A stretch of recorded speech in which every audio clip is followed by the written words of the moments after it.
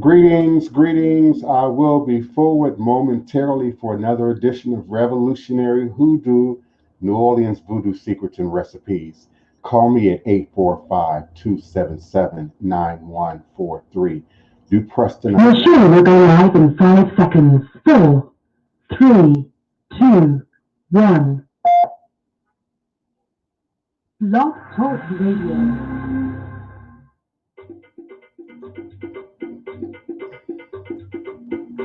Greetings, greetings. Come on in, come on in. I'm here, I'm back.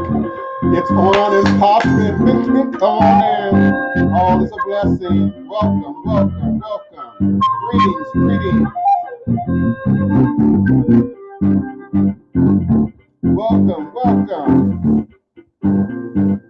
Divine, all blessed peace and love, joy and prosperity. Come on in, come on in. Yes, yes. All is a blessing. All is a blessing. Greetings, beloved. Greetings, greetings. Come on in. Welcome, welcome, welcome. Alafia, Abushishi. Come on in. Yes, Eva Orisha. Welcome, beloved. Eva Orisha. Welcome. Come back home to Africa. The fatty calf and golden ring are waiting for you once again. Coming back to you. Come on in, y'all. I'm longing for my family. Coming back to you. Out of bondage and now I am free. Da da da da da da da da da da da da. Welcome, it's another edition of Voodoo, New Orleans Voodoo, Secrets and Recipes, salutations. Come on in, Blog Talk Radio. Come on in, YouTube. Come on in, Facebook, Instagram, Periscope, webcam. Come on in, come on in. All is a blessing, StreamYard. Thank you, thank you. Greetings, greetings. The Goddess Initiative. Greetings, beloved.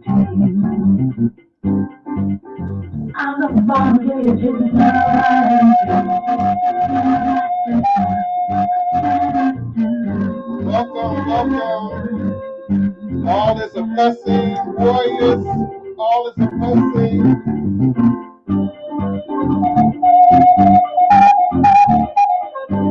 Greetings, greetings.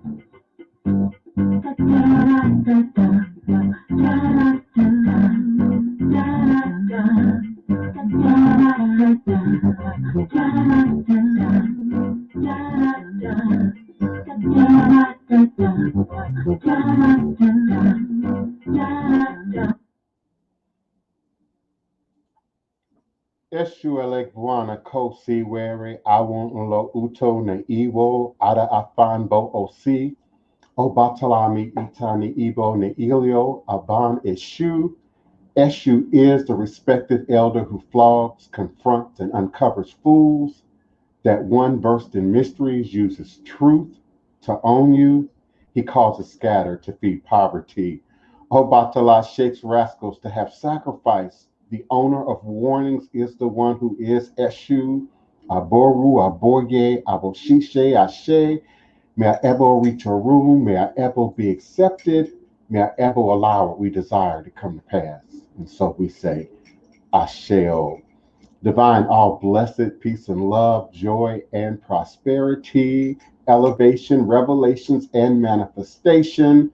You are now sitting live once again with the Divine Prince, Pan African spiritualist, practitioner, author, and advisor, Elagun Oloye, Hoodoo Obeah Bokor, sharing with you in all things spiritual, mystical, metaphysical, cosmic, evolutionary, revolutionary, healing, and holistic from a Pan African hoodoo world spiritualist perspective. Understanding that all is truly and indeed a blessing. Understanding that all is truly and indeed a blessing.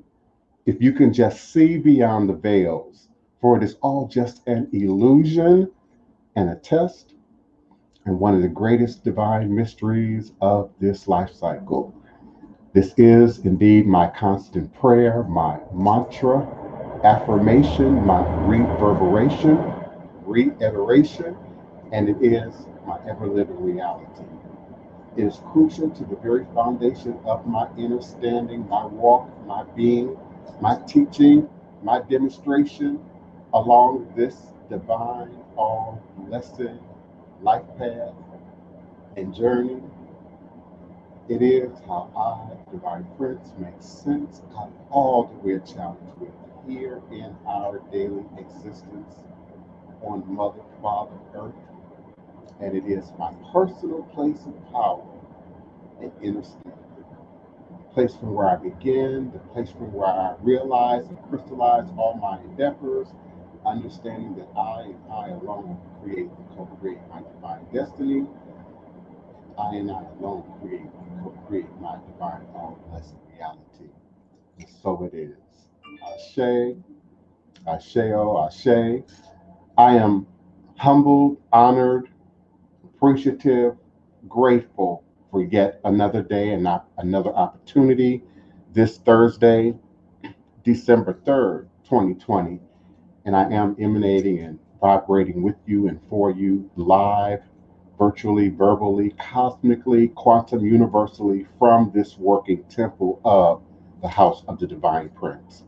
Thai Potions, Hoodoo Central, in this legendary, historic, beautiful, and most enchanted city in America, New Orleans, Louisiana, the land of my ancestors, my great great grandparents, and those who came before me along this hoodoo obeah life path and journey, passing down the great obeah stick along with the knowledge of the life giving herbs, roots, plants, minerals, spirits, rituals, indeed the history, the legacy of our sacred stories for your tour plus experience here in the beautiful city of New Orleans in this legendary historic Treme, Falkborg Treme.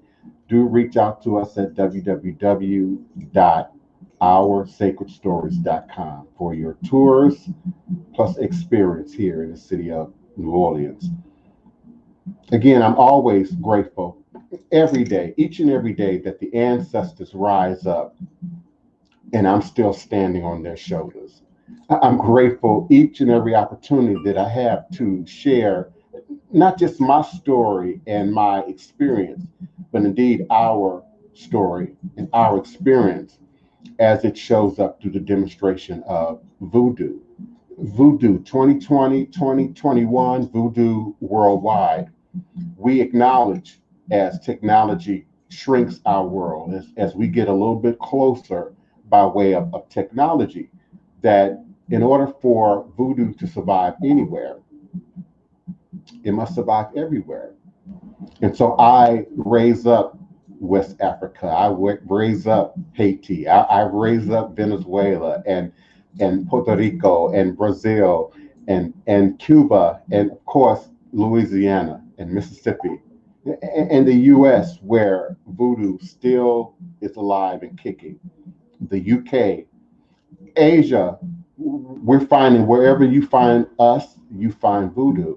Wherever you find our history, you find voodoo. Wherever you find our footprint and our imprint, we indeed find voodoo. And in this particular day of the ritual calendar of things, we acknowledge, of course, the strength and the foundation, that clears the way and opens the way for us, but also the spirit and powers of direction, the spirits and powers of fertility and growth and production. Of course, those indigenous powers and ancestors that supported us, that strengthened us, that became a part of that gumbo mix today of hoodoo and conjure and root work that many of us pull from. And so always, always in gratitude and humility to those who laid the foundation, who laid the way for us. We live to fight another day.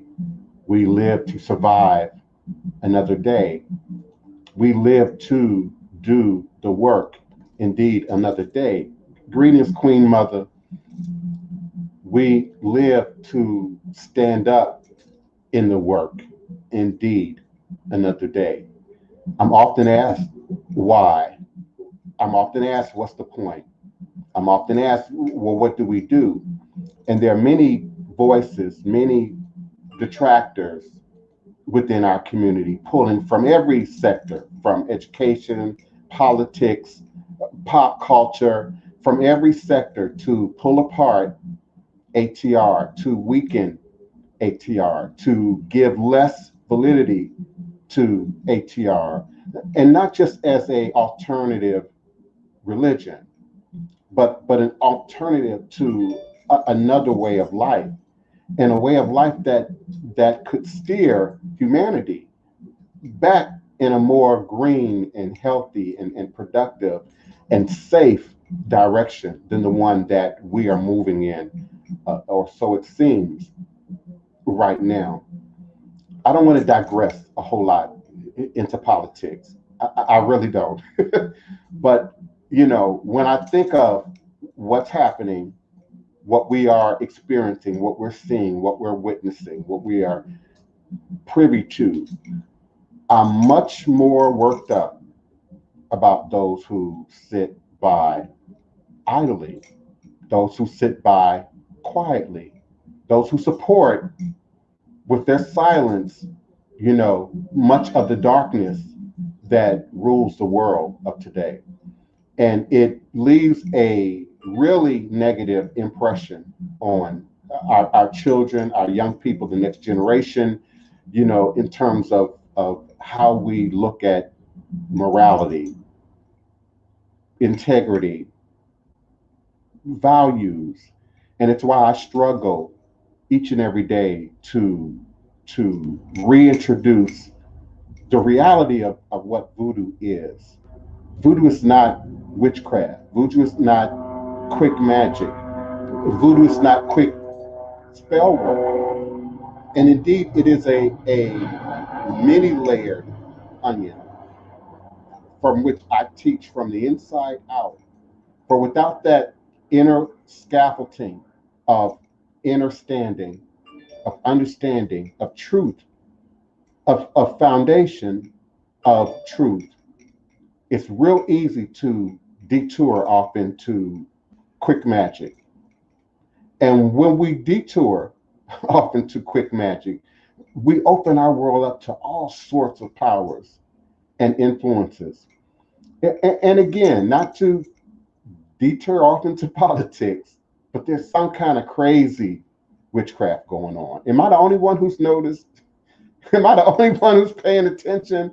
How else do you describe this sort of trance that so many people are in the face of what others see as just rational reality and foolishness? I just don't get it. And again, I don't want to digress. I introduced my pre-audience today to a nice little movie, entertainment. Um, um, our Yoruba family and friends in Nigeria, the Nollywood productions. And this was, of course, one about Ogu, Awo Ogu. And of course, today is Ose Ogu in the ritual calendar of things. And we understand Ogu to be an Orisha, a Lowa, a Voodoo, who is a warrior and a powerful spirit of metalwork, war, hunting, civilization, as well as rum making. Ogun is a primordial Orisha. It is said in Yoruba that he is an Imole, the first of the powers that descend to earth, and that he cleared the way, prepared the land for us to inhabit. He first appeared as a hunter known as Tobe Ode, and he was the husband of Oya. He is the first Orisha to descend to the realm of Ile Aye, which in Yoruba means earth, to find suitable place for future humanity to thrive and to survive. He was the one that cleared the path for other gods to enter earth using a metal axe with the assistance of a dog. To commemorate this, one of his praise names, or Oriki, is Osin Imole, or the first of the primordial Orisha to come to earth. He is the god of war and metals, the god of strength and foundation. And in his early life, Ogun is the first king of Ife, holy sacred Ile Ife.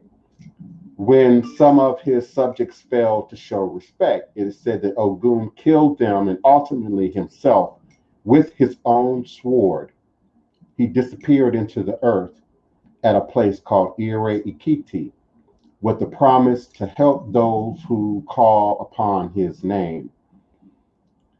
Woe Ile's son to have disappeared into the earth's surface instead of dying is what it is said to be the legend, the myth, and the creation of Ogun as the deity, the power that shows up in Fan and Ewe and Yoruba, and of course now in the Americas, one of the seven African powers, if you will, that survived the Middle Passage and went on to rebirth itself, to be reborn and renewed in the new world among many hoodoo, voodoo, root work, conjure practitioners, seven African power practitioners.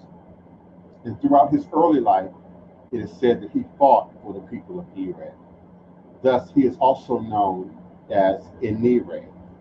He is now celebrated in Nigeria, in America, in Brazil, in Cuba, in Puerto Rico, and is indeed one of my favored powers is Ogu. Indeed, Ogu, we give Kolonet, we give peace, and we give offering that he does not create trouble, and indeed trouble for us. He has been reduced in some more modern traditions to some much simpler sayings, some much simpler things. It is said that Ogu can both call and repel the police for those seeking protection from, while at the same time those needing to defend themselves from. Both have a root in Ogu. When we look at our authoritarian positions, military, the My Haitian Creole is escaping me. It's escaping me right now. Someone keeps trying to call me right now during the show, and it's just a little bit of a distraction. And this is the one person who should know better. So I'm gonna try to keep it rolling. But when we think of authoritarian positions, our police, our government, our military, and we saw Ogu and his imagery being used in Haiti in a rather dogmatic and ugly way by the powers of the government who used voodoo to control the masses and to expose the people to criminality and infamous infamous I'm losing my vocabulary my vocabulary today. Fraternization and helping out the family and building a sort of elite practitioner team of voodooists in Haiti, while at the same time subjugating the country to great poverty and ultimately to war and rumors of war. And so we see, as we've discussed in previous shows, the usage of Loa, the usage of Orisha in ways not originally implied in the making of these powers. And these deities become something anew to take on not only just the new environment now that they have to exist in here in the new world, but also the new problems that we often face and confront and seek Ogu and the family of Ogu's assistance with. We hear in Lukumi and Santeria and even Seven African Powers and some of the hoodoo practice the mention of warriors. And when you hear warriors, you're hearing a grouping of these powers together. Ogu, strength, foundation, iron, metallurgy, science, technology. We hear direction, Oshosi, the crossbow, the great hunter, who's also said to speak every language in the world, who's said to be able to hunt, capture, communicate, and relate to every species of animal and plant in the world. And then we see Orisha Poko, whose power is in fertility in our crop production, in the ability to plant seeds and reap fruitility, reap crops, reap fruit and produce and an outcome, literally and figuratively. And we also acknowledge those indigenous world powers. We used to call them Indian spirits. We've evolved. For some time, we called them Native American spirits, but we understand that there were indigenous people throughout the Americas and not just in North America. And so hopefully we've grown as a culture, and we understand these indigenous powers to be those communities of people who proceed enslavement, who proceed colonization, who preceded someone coming in and raping and taking their land, and had the original connection to the plant and the herbs and the roots and the fruit and the productivity of this land. And so those powers come together in very unique modern ways in traditions like Maria Leonza, like Hoodoo, like Palo Monte, like Condable, and many, many others throughout the Americas. Wherever you find us, you find Voodoo. Wherever you find us, you find the path, you find the tradition. I am available for questions, comments, requests at area code 845-277-9143, 845-277-9143. As you might hear, the phones are ringing off the hook, but not from people who are listening to the show. I'm humbled, and I've said this, I'm sure, many times in the last 6 months since the arrival of the season of Omolu, the season of Babalu Oye, how humbled I am by the desire for, the need for, and the commitment to ancestors, and particularly right now, in a way that I've never seen before in my more than half a century of life on the planet. And not just to, you know, Ogu fix my life, not just to, ancestors help me, in my love and relationship path, but to really see ancestors as a solid foundation to anchor on, to anchor into, and particularly where some of us are still healing from and moving away from religion, quote unquote religion, and religiosity.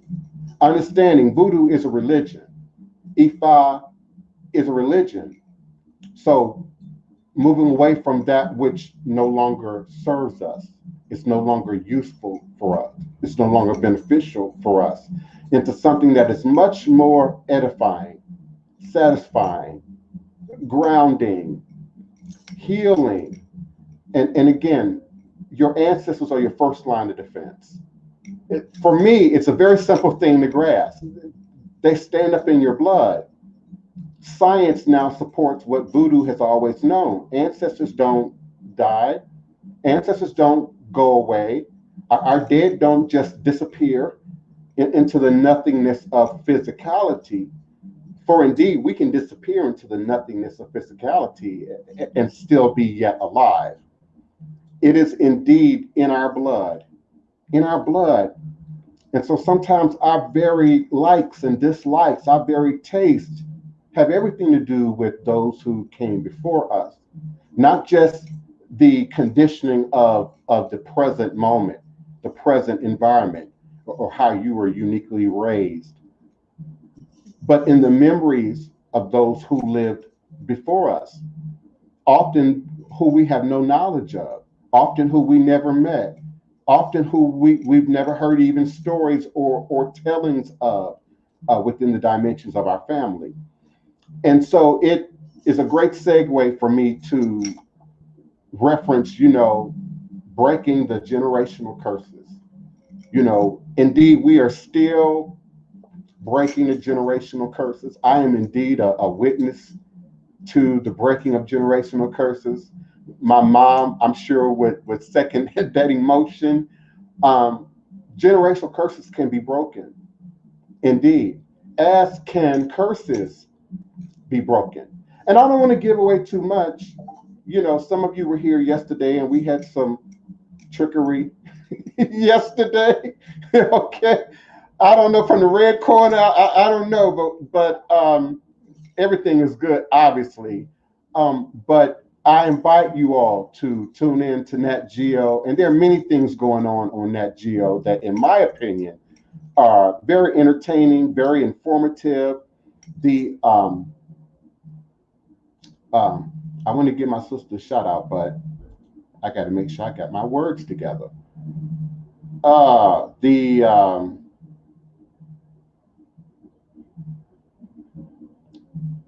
The trafficking with Marianne Van Zeller on Nat Geo, which started last night, was really, really good. It was nothing like I anticipated. They started out in Jamaica and introduced me to a whole world of scamming coming out of Jamaica that I had no idea even existed. In fact, it has caused me to rethink all the babalaos who are showing up in your Instagram um, direct messages, all the quote unquote fake practitioner profiles. And, with all due respect, we may be tainting Nigeria falsely. And I've said that since the beginning. Everyone that shows up as the quote unquote Nigerian scammer is not Nigerian. Could very well be in Ghana, Senegal, any place in the world, New York City, but this whole, industry, I think they said $30 billion industry in Jamaica. I had no idea. I mean, I was just riveted. I had no idea. They are introducing other forms of trafficking on the show in upcoming episodes, and it airs on Wednesday night. Atlas of Cursed Places, which I show up in, airs on Tuesday nights. And I believe my episode is set to air December 22nd. December 22nd. So I would hope that you all would support the show often, you know, and not just what I'm going to show up in, but of course, I'm also grateful for those of you who, you know, will also show up in the episode that I will be appearing in. I believe it's going to be called The Curse of the Bayou. Atlas of Cursed Places, The Curse of the Bayou. Episode airs December 22nd, if all goes according to schedule. And I look forward to us discussing and sharing more about that. Greetings to everyone in the chat who I may not have acknowledged personally or individually. I'm actually kind of going back through my chats now, so please forgive me. Greetings, Danielle Jackson. Yes, and I invite you all to turn your cam on, to call me at 845-277-9143. Press the number 1 on your telephone keypad when you're ready with your question, comment, or request. We had a really good conversation going yesterday before we had the trickery. And some of you have linked the trickery back to that suspicious phone caller. And that's quite possible. That's quite possible. The flag that came up on YouTube and the content they were suggesting doesn't even show up in the episode. So there's clearly was something not connecting and some kind of intervention there beyond our ability to see and to control. But I'm grateful for Blog Talk Radio because we kept going. We had a great conversation going on yesterday after the video went out. Those who were on the phone lines at 845-277-9143 opened up their lines, and we had a very lively conversation after the video feed ended. So if you ended yesterday when the video technical issue happened, you can always go to my blog, talkradio.com/the-divine-print. You must put that little hyphen in between in order to pull up my show page. And you can then hear the remaining conversation that we continued to have on the show. Hoodoo Occultism was researching their Ancestry.com and find out their uncle was killed by the police in Houston. Wow, that's some powerful information to have. I would be curious to know, you know, what generation are we talking about? Your parents, siblings, or you know, I would be curious to know how close that is to you. I would definitely make that a point of interest on my ancestor shrine. You know, I would definitely feed and placate that spirit, you know, on your ancestor shrine.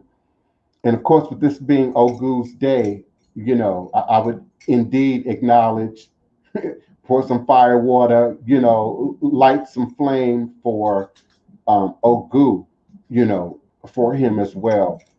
Any documentation you can get or a photo you can get of him would also be a good thing if you haven't already started looking into that.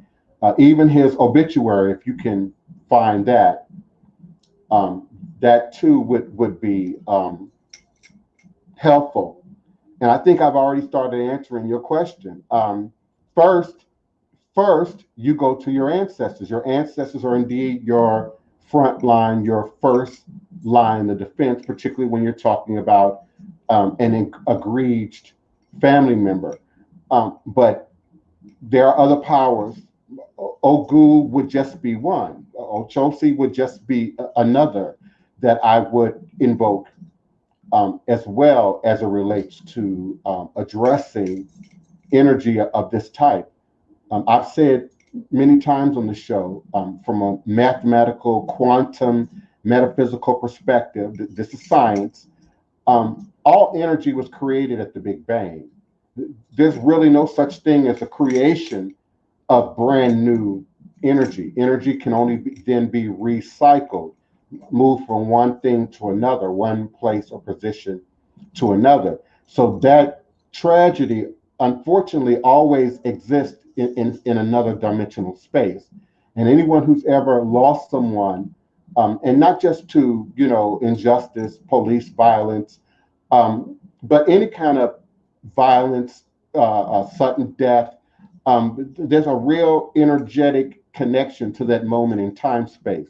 You hear people talk about, things slowing down, their sensory perception being altered, in these moments that create sort of a imprint on the fabric of time space, and therefore create the environment for your ghost, your jinn, your poltergeist, and indeed generational curses that we then have to work through, fight through, struggle through, pray through, meditate through, heal through, thereafter. And when that information is lost, that energy still survives, but then it shows up again, somewhere else, and we're then detached from the origins of that anger, the origins of that fear, the origins of our sensibility to certain energy. So it's a very mature thing, hoodoo occultism, for you to even consider that, and how to sort of address that. Also, the energy attached to the killers and the violators, who might therefore be dead and on the other side, also survive and has to be dealt with and or addressed. Again, the energy is eternal, and it's another explanation for why, for some of us, it appears that racism and white supremacy and the inner workings of that just never seem to go away.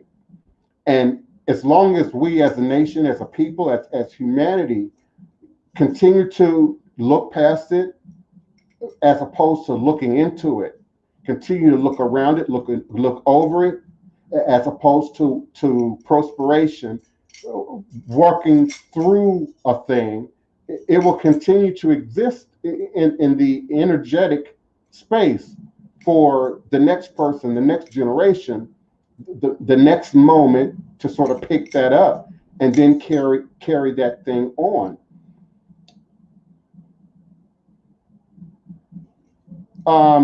Neophyte Bokor, I'm thinking you're talking about yesterday. Perhaps my mom made some references to that, but the notice that I received from YouTube was very specific, and the content that they were referencing was Atlas of Cursed Places. And if my memory is slipping me, I need y'all to remind me. I didn't show any of Atlas of Cursed Places on the show yesterday, right? If I'm wrong, somebody tell me. Did I air any clipping of Atlas of Cursed Places yesterday? I don't believe that I did. And that's what the notice was specific about. Now, what I did do, Neophyte Bokor, was that was the name of yesterday's show. So I'm assuming that it was a bot, some kind of system automation that might have triggered the name. And so my prayer is that while it's in appeal, that someone will have to manually go back and look at it and realize that that didn't happen. Now, that still doesn't mean that the person didn't interfere. Someone interferes almost every day. I just don't talk about it. I used to talk about it. I don't talk about it anymore. But there's one or two people who, not every day, but 2 or 3 times a week, every few days, they seek to interfere. A flag goes up, and then someone manually from YouTube then has to go back, look, and then they send you the email and say, oh, it's cleared on every level. There's nothing, and it moves on. I just didn't like the idea that it sort of cut the stream so abruptly yesterday in the way that it did. I'm just grateful for Blog Talk Radio, and we had a backup. So none of the material, is lost. The stream still appeared in Facebook. I was able to download it, MP4 in Facebook. So it showed up everywhere else.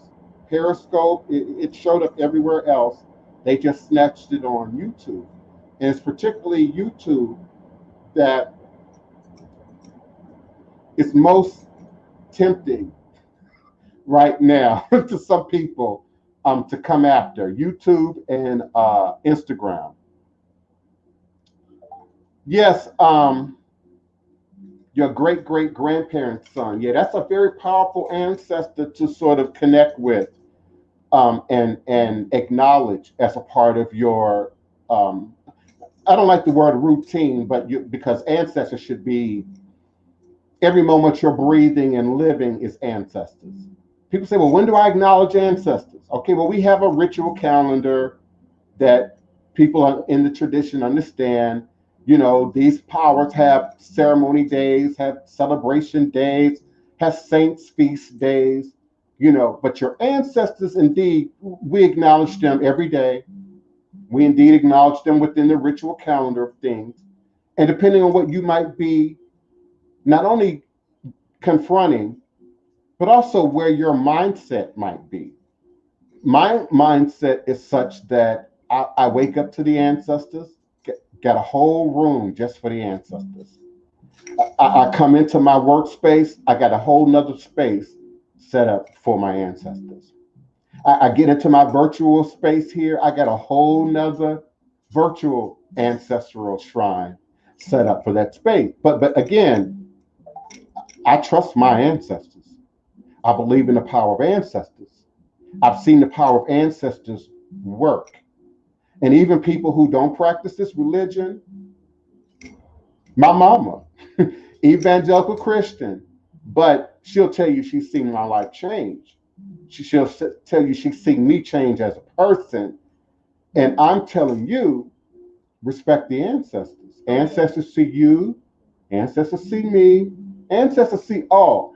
You all can argue about karma and go back and forth about it all day, but your ancestors are in your blood. They're right there at the crossroads with us at every juncture. Yeah, frame the death certificate, treat it with reverence. If you haven't already, have it framed, protect it, hang it on the wall. That would be great.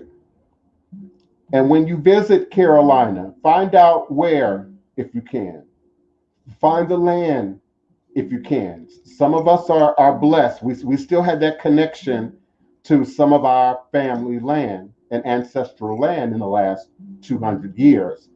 Go there, gather land, gather dirt, gather rock. I got a piece of the road from my father's side of the family, a piece of the road from where their compound once existed. It was captured by the state of Mississippi, by the way, recaptured as swampland. But that's a whole nother conversation, how the government can sort of come in and grab parts of the land, to build a border wall, for instance. But again, I'm digressing. So yeah, get some dirt, get some rock. Where my great grandparents and great great grandparents are buried, on my father's side, they put a cotton field over it. So I go and I snatch a whole cotton plant every year, a whole cotton plant, the whole root and everything, the whole plant, and then I use a lot of it in my work. Some of you in this audience have some of it. Greetings, Nina Lloyd. Greetings, beloved.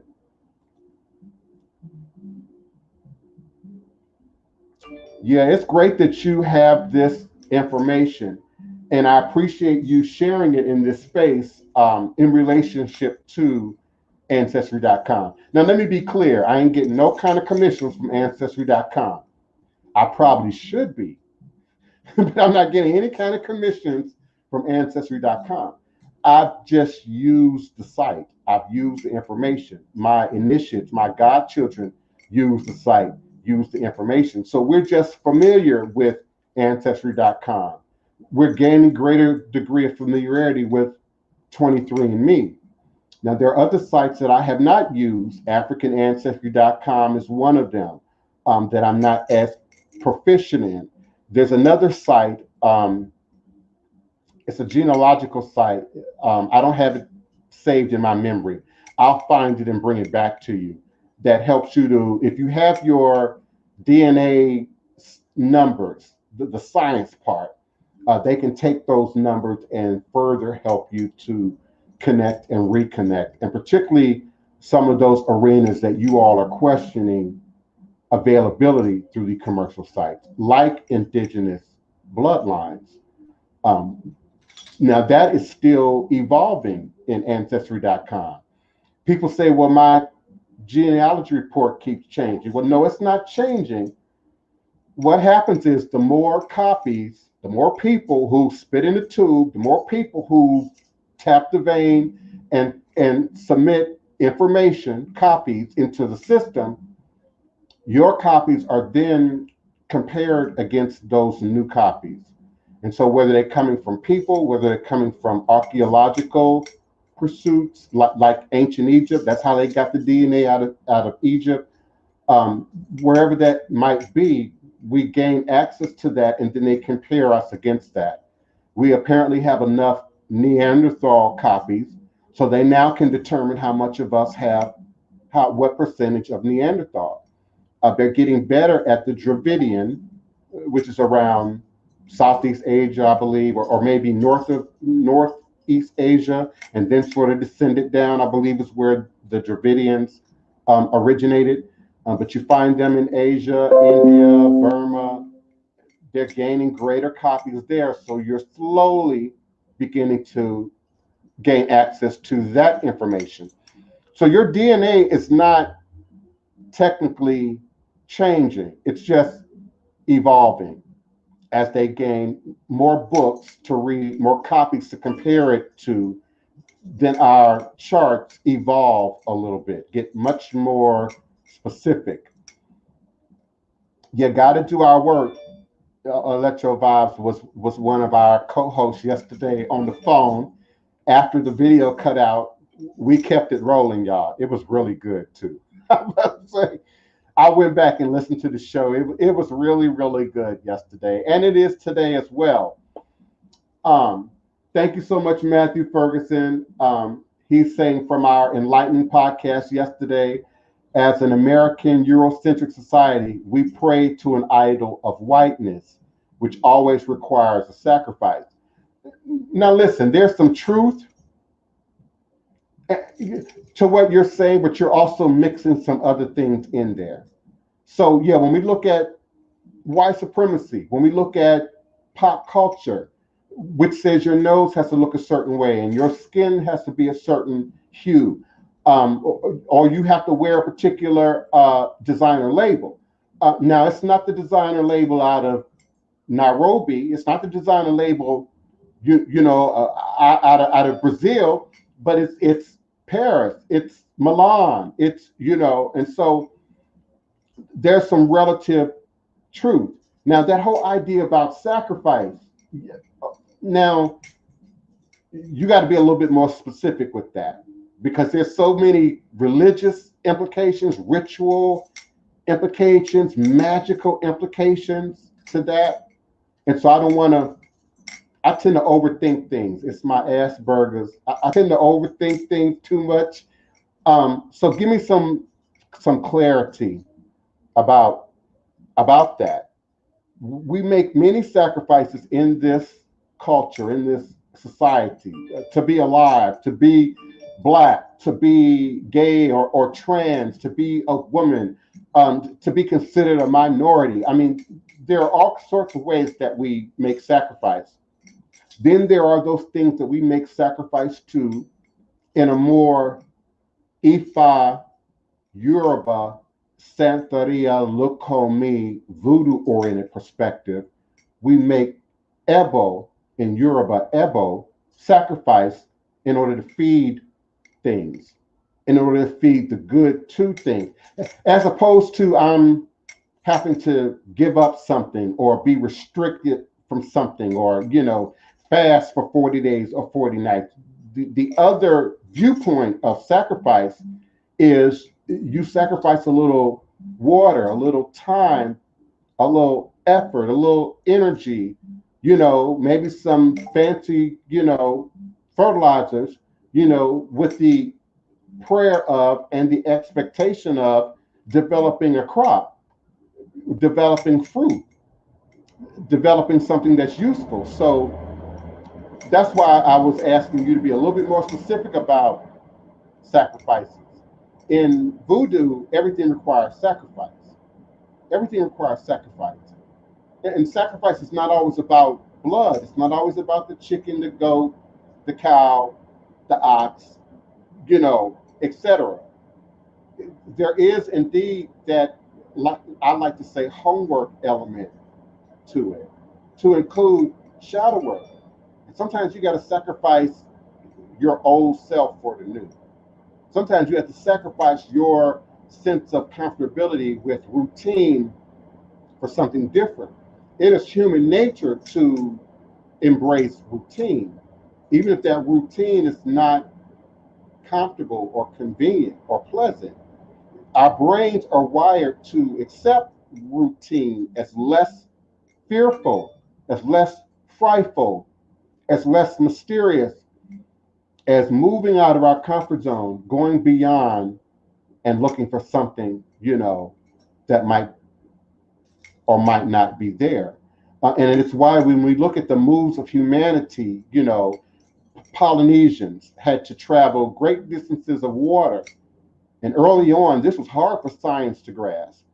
You know, Easter Island, and the whole story now is being pieced together about people who moved long distances across water.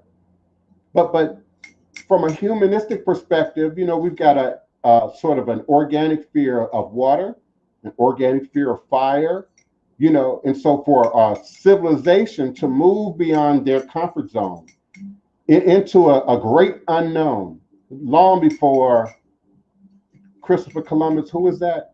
To move beyond their comfort zone, and travel great distances is to overcome shadow work, is to overcome fear. Because we can be certain that in their shadow work were people who didn't survive water, who didn't survive that risk, who were ill prepared, who maybe moved spontaneously, who maybe didn't do their research, who didn't do their homework, and tried to, make great expansions. So Ogu not only, clears the land and opens up the way, but we think of him as a great warrior of strength and power, and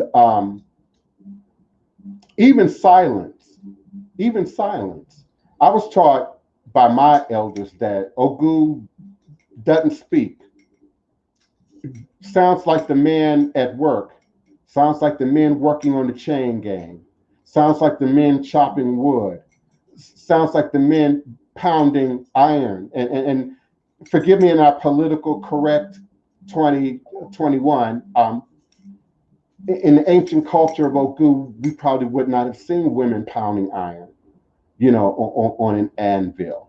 Yet, in the 2021, we absolutely see the power and the demonstration of women within the ceremonial practices and rites of great warrior deities, to include Ogu.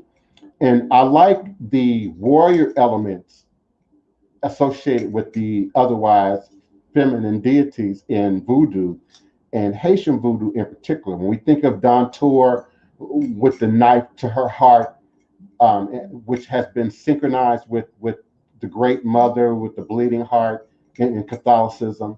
When we think about Urzuli El Rouge, Urzuli of the Red Eye, when we think of Oya, wielding the great machete, we see a convergence of otherwise warrior-like imagery with what Western culture has separated from the Great Mother, has separated from woman. And it's only natural for woman to protect herself and her children. It's only natural for mother to protect the house, to protect the hut, to protect the village. And particularly if the community is out hunting meat, is out hunting, wild game, who then protects? I did a show, 10 years back on Block Talk Radio about that very thing, and the 5 genders and division of labor, and how the role distribution of humanity developed from the hunter-gatherer to the place where we started settling a little bit more and developing crops, harnessing nature, for our food.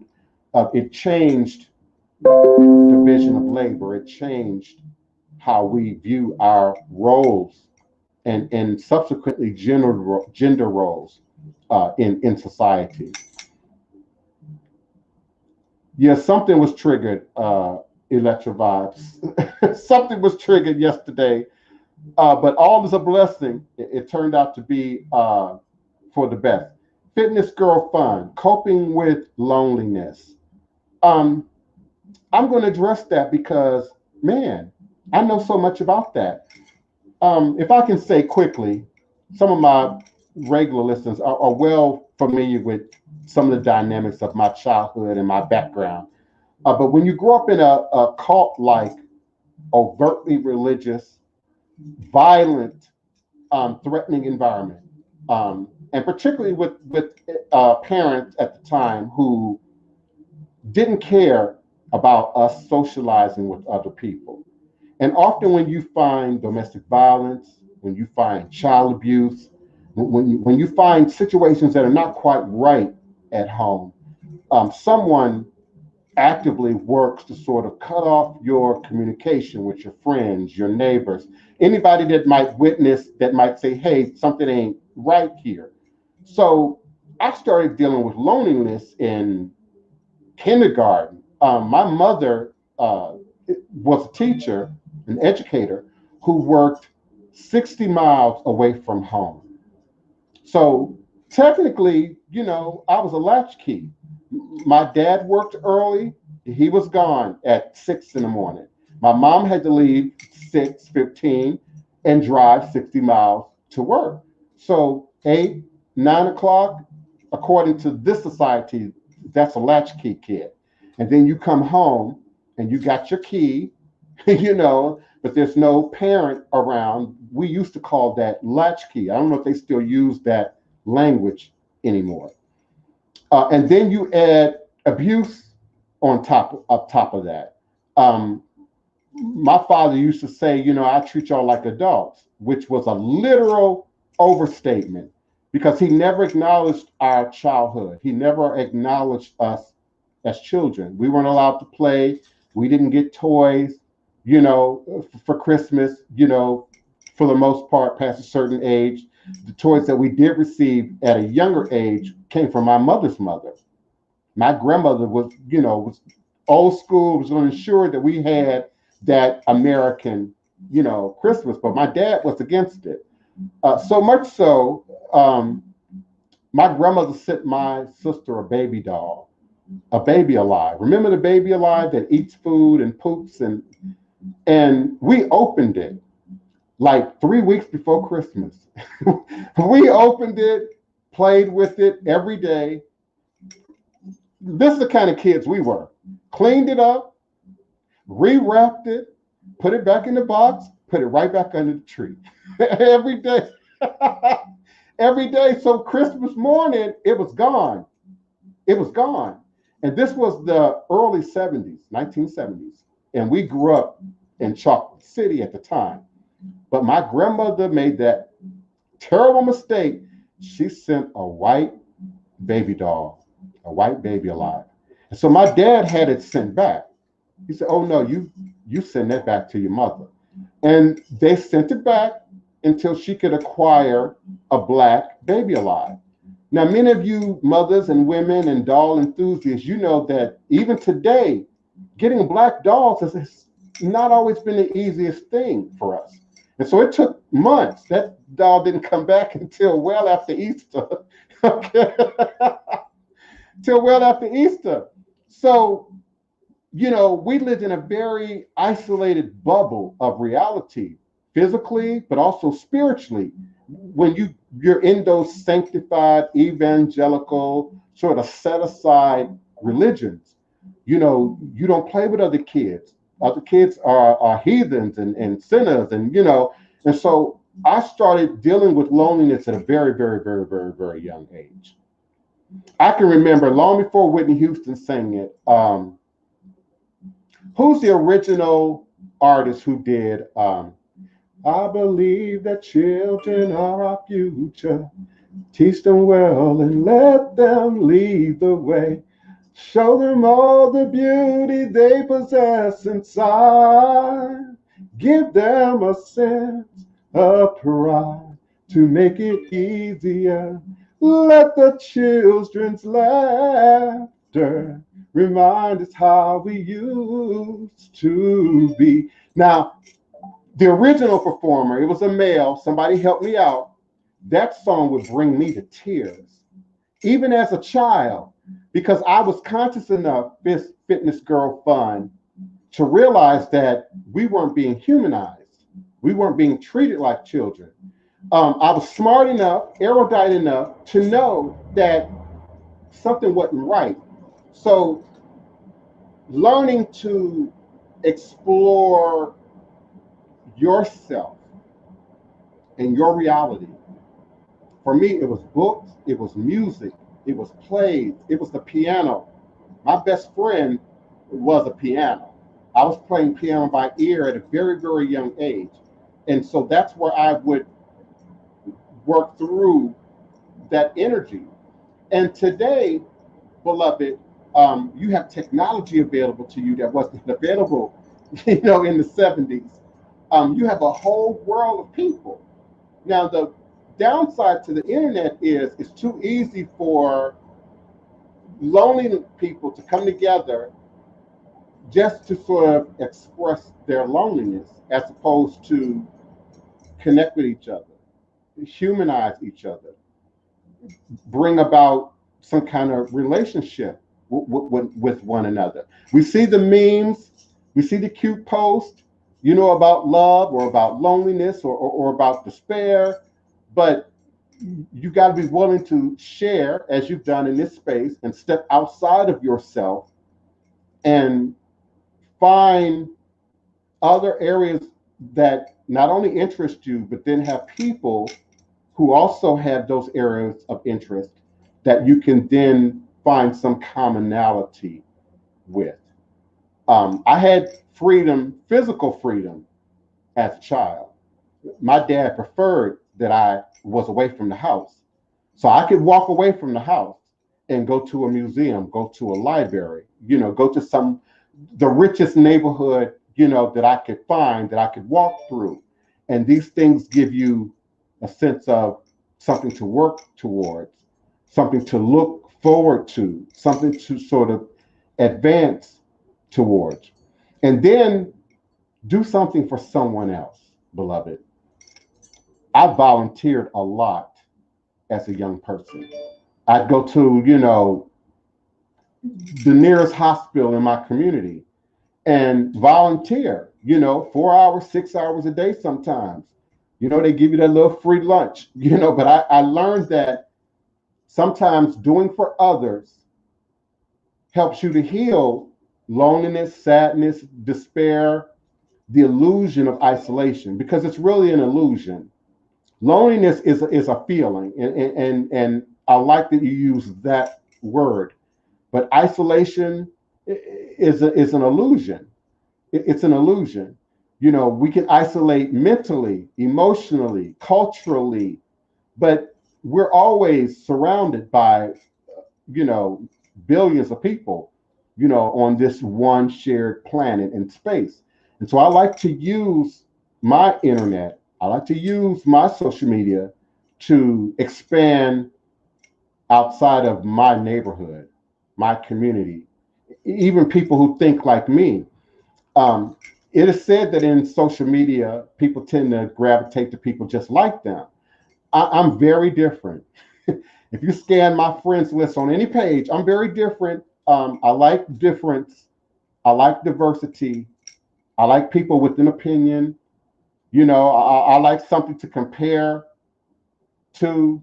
And so I use my internet, my Skype, my Baidu, some of those other social networks to reach out to Ghana, Egypt, Saudi Arabia, South Africa, Venezuela, Brazil, and where they speak a language that I don't speak, I seek it out in Google Translate.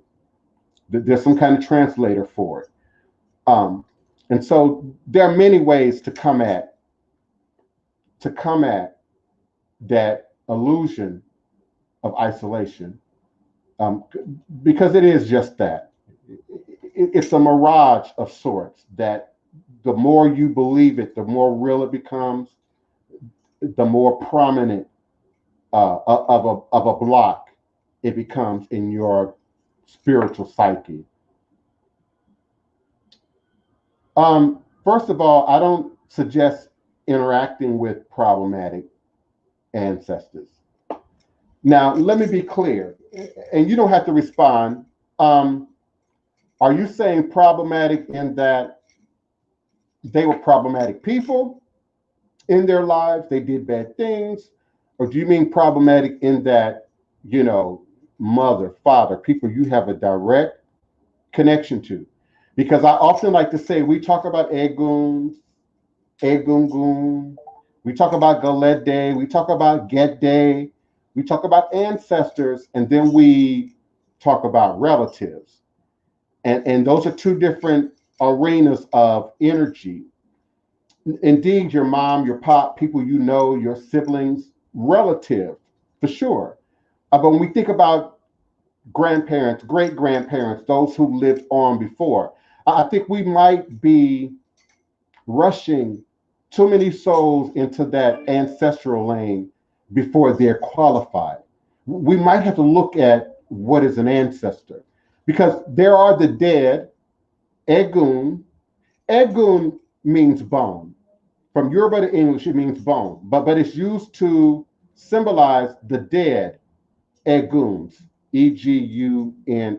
Egungun is said to be ascended, higher evolved ancestors, often did wonders in real life, then went on to continue to support humanity, from the other side. So everybody who dies, everybody who's dead is not an ancestor. And Haitian voodoo, Louisiana voodoo, Mississippi Delta voodoo, we make a very clear distinction, because Gede, Papa Gede is the head of the Gede family. Baron Samedi is one of many Barons within the Gede family. There are many characters within the Gede family, just like the real world family. You got old, young, tall, short, and you see that demonstrated among the Ga, among the Igbo, among the Yoruba, when we look at their Egun festivals, their Egungun festivals, their ancestral festivals. But we're not feeding, placating, waking up all the dead, and particularly those that we say are quote unquote problematic. So I guess the distinction, Crystal, I was trying to make was problematic in that they're tied up in your destiny, siblings, parents, the uncle who did something really bad to you, people who are tied up in your destiny. Or are you just talking about problematic ancestors, the murderer, the killer, the rapist, but wasn't directly connected to you? At any rate, we're not seeking to wake them up. We are seeking to keep them quiet, to keep them in the ground, to keep them from, like the zombie, coming back to then be served or be, what's the word I'm looking for? Coming back to either serve some form of servitude or to met out something, respond to something that has already, happened before. And so we feed them, we pour libation to keep them all still, to keep them all quiet, to keep them all healing and resting and moving forward in the next spiritual dimensional space. But when we start talking about ancestors, often we're talking about egungun or higher evolved spirits. And in that space, there's no problematic. There's no problematic. Greetings, Ujo Wachet. Greetings, beloved. Thank you all. Let me check my phone lines at area code 845-277-9143. Thank you so much, beloved, for listening with me. Press that number 1 on your telephone keypad when you have something you want to say, and I will unmute your mic.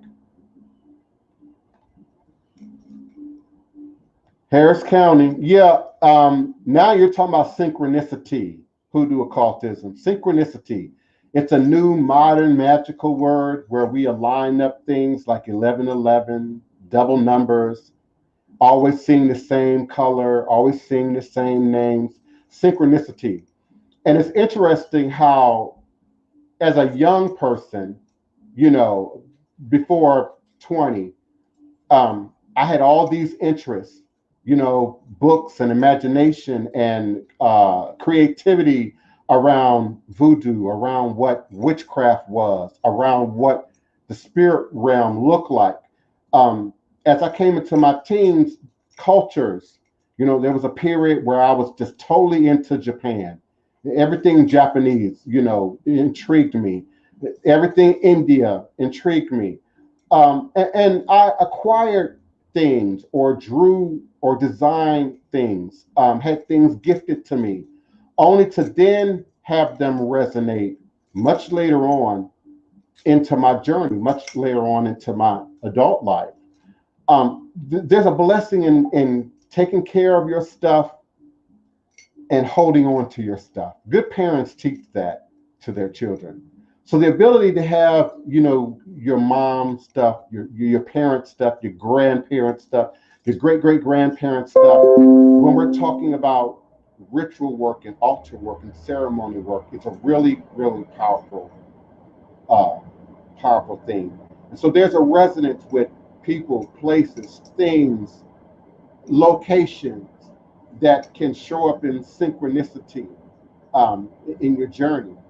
My interest in particular cultural nuances of West Africa, now confirmed through DNA, particular leaning towards certain ethnic groups, certain ritual practices, if you will.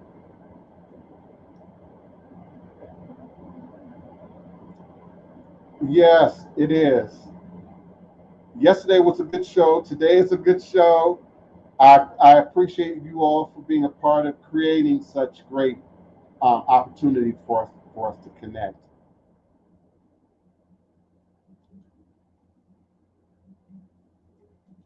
Otherwise, I'm going to move forward in a moment. Okay, now you just throwing out random stuff there. I'm trying to catch up here on the chat. Bear with me, Blog Talk Radio. Yeah, that lack of home love, Fitness Girl Fun, is essential to healing and moving forward. And particularly in the diaspora, and particularly when we look at post-traumatic slave disorder, because that energy is generational. That energy goes back to a time where, we were beaten and abused and treated worse than the dog, treated worse than the goat and the cattle. And so, yeah, we have built-in triggers to that energy. But it also creates an environment where it makes it that much easier for us to feel isolation to turn, once that turns on, to then feed that, and it becomes bigger than the reality. I also suggest journaling. Oh, beloved, keep a journal. Journals remind you of the times when things were okay, remind you of the times when you're thinking clearly, remind you of the times when you have dreams and goals. When we get into that isolated place, we tend to forget all of that, and you only can remember the negative. You only can feel the negative. So actively pull yourself out. Consciously decide that I don't want to be unhappy. Consciously decide that. Create a mantra. I am happy. I am perfectly happy. I am God created happiness. I am whole. I am in balance. I am complete. And say that over and over and over and over and over again, and it will shift the hormones in your body. Some people say fake it until you make it. Say it until it becomes your reality. And get a good quartz crystal to work with. This crystal been with me over 35 years. Get a good talisman to work with. It learns your energy. You learn its energy. It brings balance to where you need light. And it'll help you to heal through, those blockages. And you'll find that it'll happen less often. You'll feel loneliness less often. You'll feel unhappiness less often. I'm almost surprised now when I try and think back to those times, how that even happened. It's almost like being a completely different person and being disconnected from that reality. So your goal is to connect to the reality right now in this most present moment in time space that mirrors your image. And when we can't do it physically out here, then you first do it within. First do it within. Imagine it, create it, envision it.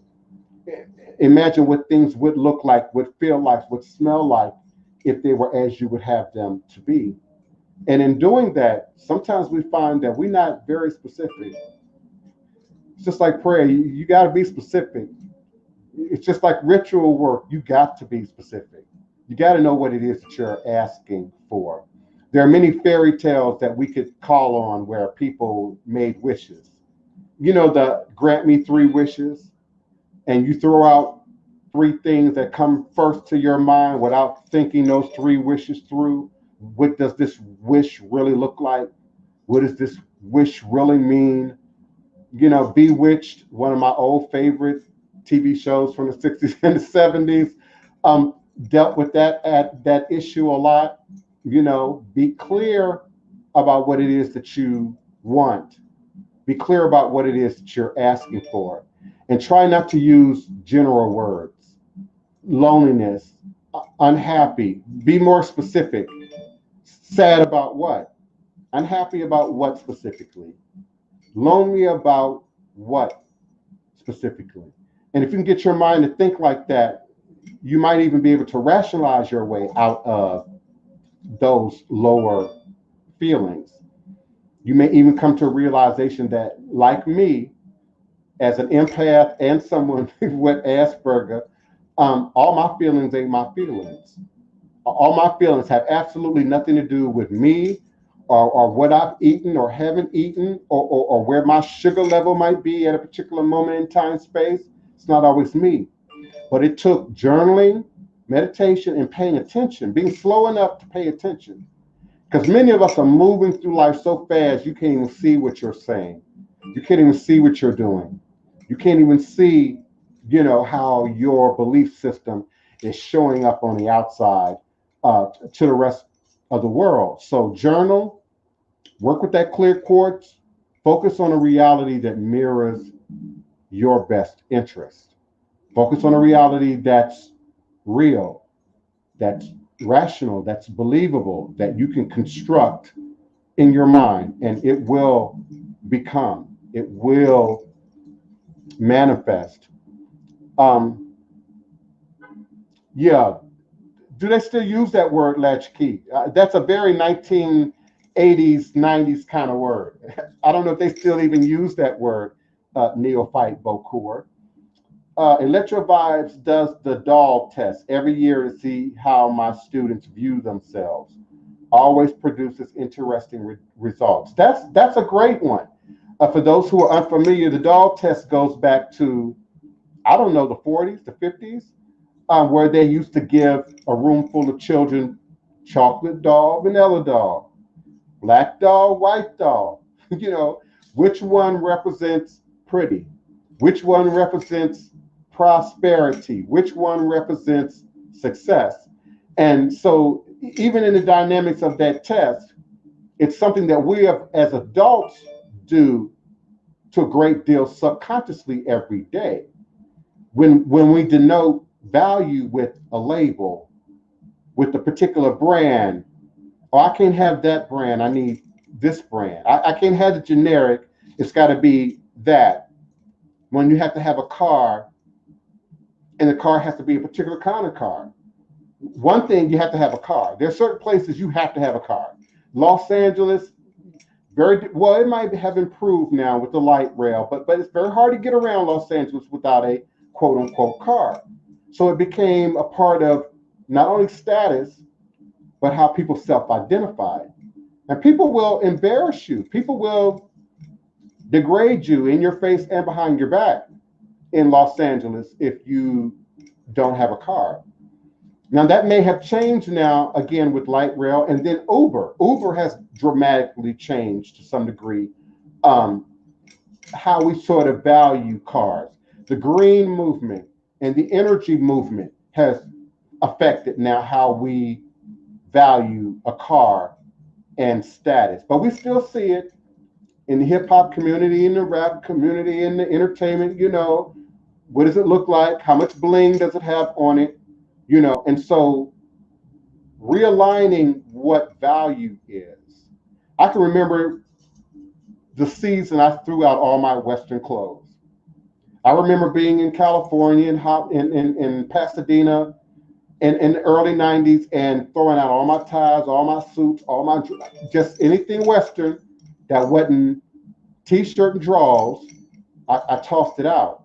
And at that time, I think I only had two dashikis, you know, two dashikis and some MC Hammer jump pants, you know, from India or something. And that's all I had. But it forced me to reevaluate not just value, but what are you putting your dollar on when it comes to value? Because I struggled with being Afrocentric, being Black nationalistic at that age, being African cultured at that age, and then buying one more pair of Payless shoes, buying one more item out the big box, JCPenney, Sears, you know, big box. It didn't make sense to me. It also didn't mirror my reality anymore. Now, where I think things have shifted a little bit is now people believe that it's just in the dashiki, that it's just in the dashiki, the dreaded hair, the natural beard, and that somehow equates to consciousness. That somehow equates to blackness, a culturedness. We keep wanting to avoid the work. No, it's older than Luther. No, that song was sung by. It might have been sung by. What's the guy's name who performed with Dionne Warwick, who had the mental health issue, who committed suicide? One of the greatest writers of all time, but particularly in the 70s. Um, Donny Hathaway. I believe it was Donny Hathaway that first performed that song. George Benson, thank you, Electro Vibes. George Benson, okay. George Benson is in the right time period. I don't have a free hand right now to pull it up on YouTube, but it could be George Benson. But George Benson seems very early 1980s to me, and this song is very 1970s. around the same time as Wake Up Everybody, no more sleeping in bed, no more time for thinking ahead. That was Teddy Pendergrass before Teddy Pendergrass went solo. So I want to say that it could be George Benson, but it feels like somebody just a little bit before George Benson's time, but I'm willing to be wrong. Yes, indeed. Oh, wow. Oh, yes. My parents didn't allow us to eat at other people's house, didn't allow us to play with other kids, black or white. Um, yeah, Danielle Jackson, we had that similarly. We weren't allowed to, unless it was a news or a documentary or something educational, we weren't allowed to watch entertainment shows like Happy Days and wasn't no black people on that show. Laverne and Shirley, we weren't allowed to watch those shows. If we wanted to watch them, we had to sneak to watch them or look at them at somebody else's house, without them knowing, or watching them, as latchkey kids while we were home alone, and then cooling that TV down, you know, in time so that when they get in there, the TV ain't hot. But yeah, we had very restricted parenting coming out of the 70s, what they call the Black Power Soul 70s, and a very strong sense of pride and self worth and self awareness, even in the midst of all of that abuse and violence. So I thank God for my mother, but I also thank God in the ancestors for pop culture, where, you know, a better sense of circumstances were being demonstrated that I could look to. And I think that too, area code 937, I'm coming, beloved. Give me one more minute. Um, I look to, that whole idea of loneliness, unhappiness, sadness. Sometimes you have to take your focus off of the people and look at places, things, environments that offer you healing space, sacred space, fitness girl, that make you feel good. Some therapists say, imagine, being at the beach, imagine, and that's good. But no matter where you live, find that neighborhood, that community, that natural environment that brings you back to the center again, that helps you to regain your sense of wholeness. Phone lines, area code 937. Area code 937. Who's calling and where are you calling from, beloved? Hey, it's Electro Vibes calling from the DMV. Greetings. Oh, from the DMV. Okay, yes. Yeah, we kind of. Yeah, I still have my Ohio area code. Okay. Yes, indeed. What's your question or comment today?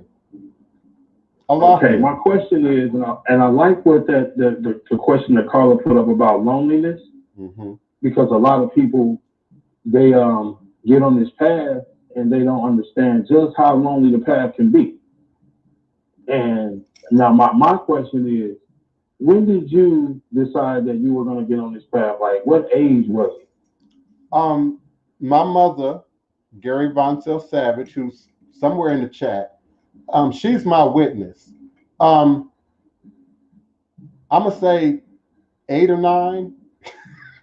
And you got to remember, I grew up. I was born in Chicago, but to move my family away from my dad's polygamy, he moved us to the DMV. Okay. And so we had exposure to not only that sort of chocolate city vibe, which the DMV really was back in the day, but that exposure to the Smithsonian, for instance. Everything African in the Smithsonian, I had to go there several times over. The archaeology, I went there to connect back to self, culture, religion, humanity. I found all of that in the Smithsonian. the Egyptian section. Once upon a time, they may still have it. They had a whole Yoruba village in the Smithsonian Natural History Museum. And wow, I would find things in there that I already connected to, already had, already owned, already had some feeling for. So sometimes when we think about loneliness, we put too much emphasis on other people, and not just like your family or your friends or your love interest, having a husband, having a wife, having a partner. And then we attach that to loneliness and isolation. And the reality is you can be married, you can be in a full household, you can be in an army barrack, you can be in a homeless shelter with 100 other people and still feel absolutely alone. So you got to figure out first, what is my identity? I knew growing up in the DMV that I was culture, that I was Black, that I was African, that I was all about music. And so I sought those things out as opposed to making the seeking of people the priority.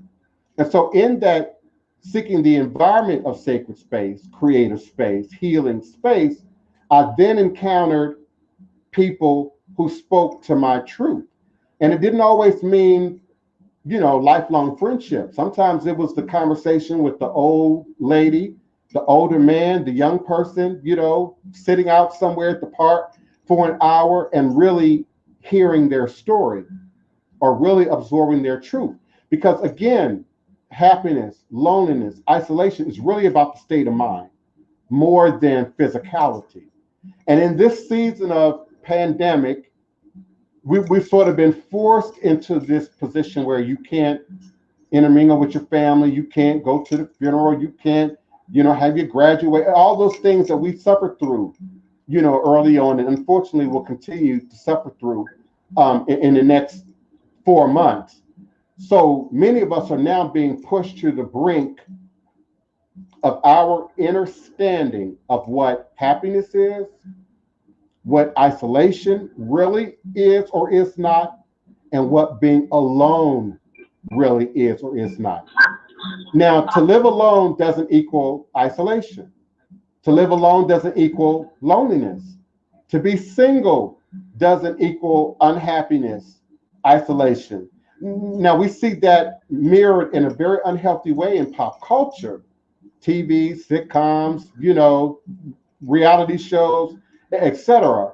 But those of us who are supposed to be on this spiritual journey have to be able to distinguish spirit from the flesh, our spirit from carnality. So your body craves certain things. And we learn through fasting, we learn through discipline that you can't, just because you see the cookie jar, you can't run up and grab a cookie every time you want. And when you're young, mama helps you to understand. When you're young, mama helps you to understand. But as you get older, you're supposed to, step into some wisdom about how much you take in or allow into your spirit that either feeds or takes away from your ultimate destination. So I'm not unique. I'm not special. I absolutely relied on ancestors and voodoo to heal, to survive, to come out of the streets, to deal with the lack of love, between me and my mother at that time and my father and really my entire family. Because, again, I'm a Virgo, Labor Day Virgo. I got Asperger's. I overthink everything. So you then begin to start asking, well, where's the rest of the family? Where's the other witnesses? How come my aunties ain't get involved? How come my uncles didn't get involved?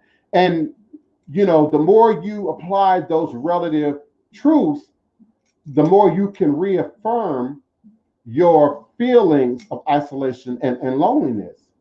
And it's a trap. So find your peace, beloved. I don't know where you live. Maybe put your city, type your city in Fitness Girl Fund, and I'll help you find some places, some environments that feed your spirit. return to nature. And if you're somewhere cold, you know, one of my second favorite places is probably, other than museums, is botanica gardens, especially in the winter. There's a botanica garden on the west side of Chicago. I forget the name. My favorite destination in the heart of winter. I don't care how much snow is on the ground. I don't care what the wind chill factor is. I can go into that botanical garden and be in Jamaica and be in Hawaii in 5 minutes. You know, they got the succulent greenhouse, and they've got the cacti greenhouse, and they've got the tropical plant greenhouse. So figure out where you live. Get creative about finding voodoo in your urban environment. There's voodoo all around us. It's everywhere. If we can just open our third eye to it. If we can just remove ourselves from the overt, consistent, carnal energy, what we eat, what we drink, how we feel, and move into that higher vibratory state. I guarantee you, fitness girl fun, I guarantee you, this won't last. This is a season. And so remind yourself, this will pass. This is just a season.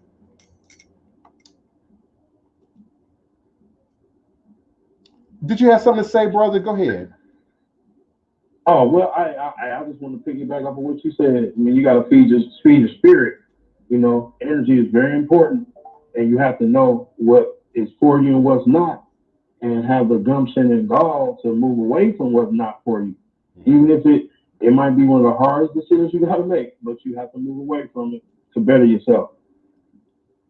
I agree. And, again, looking at my own story, I often heard, well, you're a man, as if women can't sort of get up and move. And I think that there are some elements of truth to that, particularly once we start having children, start creating family. Then you have to also consider, well, if I move, my family moves, and I think things do indeed get complicated. Even now, in the throes of pandemia, I think about that and discuss that with members of my family who live alone. The idea of what blessings we feel came from that during the course of the pandemic. I've got cousins and people that I know who got coronavirus. All the way back to the spring and before, but even now. I had a first cousin die of coronavirus in February before anybody even understood to the fullness what coronavirus was. I have now cousins in St. Louis who got coronavirus in the last 5 days, in the last 7 days. So I think about, people who feel like they have to have church, who feel like they have to have grocery store contact, who feel like they have to go out to the gathering, to the event. And again, Electrovibes, without trying to digress into politics, it's just insanity to me. Right. It doesn't make sense to me. And if you feel like insanity is too hard of a word, common sense. It's not common sense to me. But again, feelings, just like isolation, just like happiness, just like religion. Is religion indeed in the building? Is it in the structure, or is it where you are? Or is it in you? And particularly, my religious folk who are sort of bucking the system. Christians, evangelicals, some Jews up in the New York area. I mean, where really does God exist for you? Where really does spirit exist for you? And for voodoo, Ifa, Afa, Akan, God exists in nature. It's at the seat of what animism is. So, thank God we have air to breathe and water is still flowing, and we can still, go out into the yard if you can. Now again, these urban centers and these concrete structures, and your imagination is being challenged. It's being challenged in terms of how do we live, how do we thrive, and particularly now with all the protocols and restrictions. But I don't see it as being that much different than dealing with depression, dealing with isolation, dealing with feelings of unhappiness. And a whole nother topic is worthiness. How worthy do you feel for happiness? How worthy do you feel for success? How worthy do you feel? How fulfilled do you believe your destiny is towards that goal? And sometimes we quit way too early. I just read of a suicide the other day. I think the kid was like 9 years old. Who commits suicide at 9 years old? What is that? Yeah, I've dealt with students like that who had major issues beginning their lives. I've actually taken pill bottles from students before. You know what I mean? Like, no, you can't take this now. We're gonna talk this out. And it's because, like you said, it's an attack of like your spiritual base right now. So where it's like people who can't handle it, people who don't have that foundation, as they say, you sink or swim, Mm-hmm. And as you said, that is definitely a problem in our community. And I just wish more of us had the courage to help others, and those who need the help, say something, if you do need the help. And let me add, hold on, all kinds of resources. And let me add to that, because you made some great points, beloved. But let me add to that, particularly with some of the people that I'm seeing in the room, some people that I know a little bit about. I'm not suggesting that it's easy. I'm not, I know there's always that easier said than done. I'm not suggesting that it's easy. Right. And some of us, to include myself, have had to deal with depression, bipolarism, PTSD. Yes. One is PTSD, post-traumatic slave disorder. The other is post-traumatic stress disorder. But those things make the idea of isolation, loneliness, fulfillment, completion much more real for us. And you add being an empath or a spiritualist or having your third eye open, those energies become very real for us. So you've got to get out. I remember when I lived in Chicago, my favorite place, that Marcus Art, was the bike trail on the lakefront. My favorite place in the world. Even when I didn't have a bike, you could still walk to the lakefront. Belmont Rocks was still there. The old Belmont Rocks, part of that Chicago lakefront area, was just boulders, huge boulders, and they called it the Rocks. And so you could sit down in there and lose sight of the city and lose sight of the buildings. And so you're surrounded by rock and the lake. Now they've modernized that in the last 20 years. And it's a lot of concrete, open concrete now down in that area. But even fruit trees, I would find and count all the apple, peach, and blackberry trees on that bike trail, off that bike trail on the lakefront. I would serve my Orisha, I would serve my Loa at the lakefront. I would use those rocks as my outdoor altar structures. And I bring my candles and my incense, and I make ceremony there. So we've got to, be better stewards of our environment, but also be sure that we are experiencing our environment, and particularly now. I try to get out every day, at least twice a day, and walk a few miles, walk to the river and back. Y'all seen my Instagram. Walk to the birdhouse and back. See the people fishing, and pulling up catfish bigger than your 3-year-old, and speak truth, into the air. Speak a reality into the air that you desire. We are forced to over-focus on what we don't want.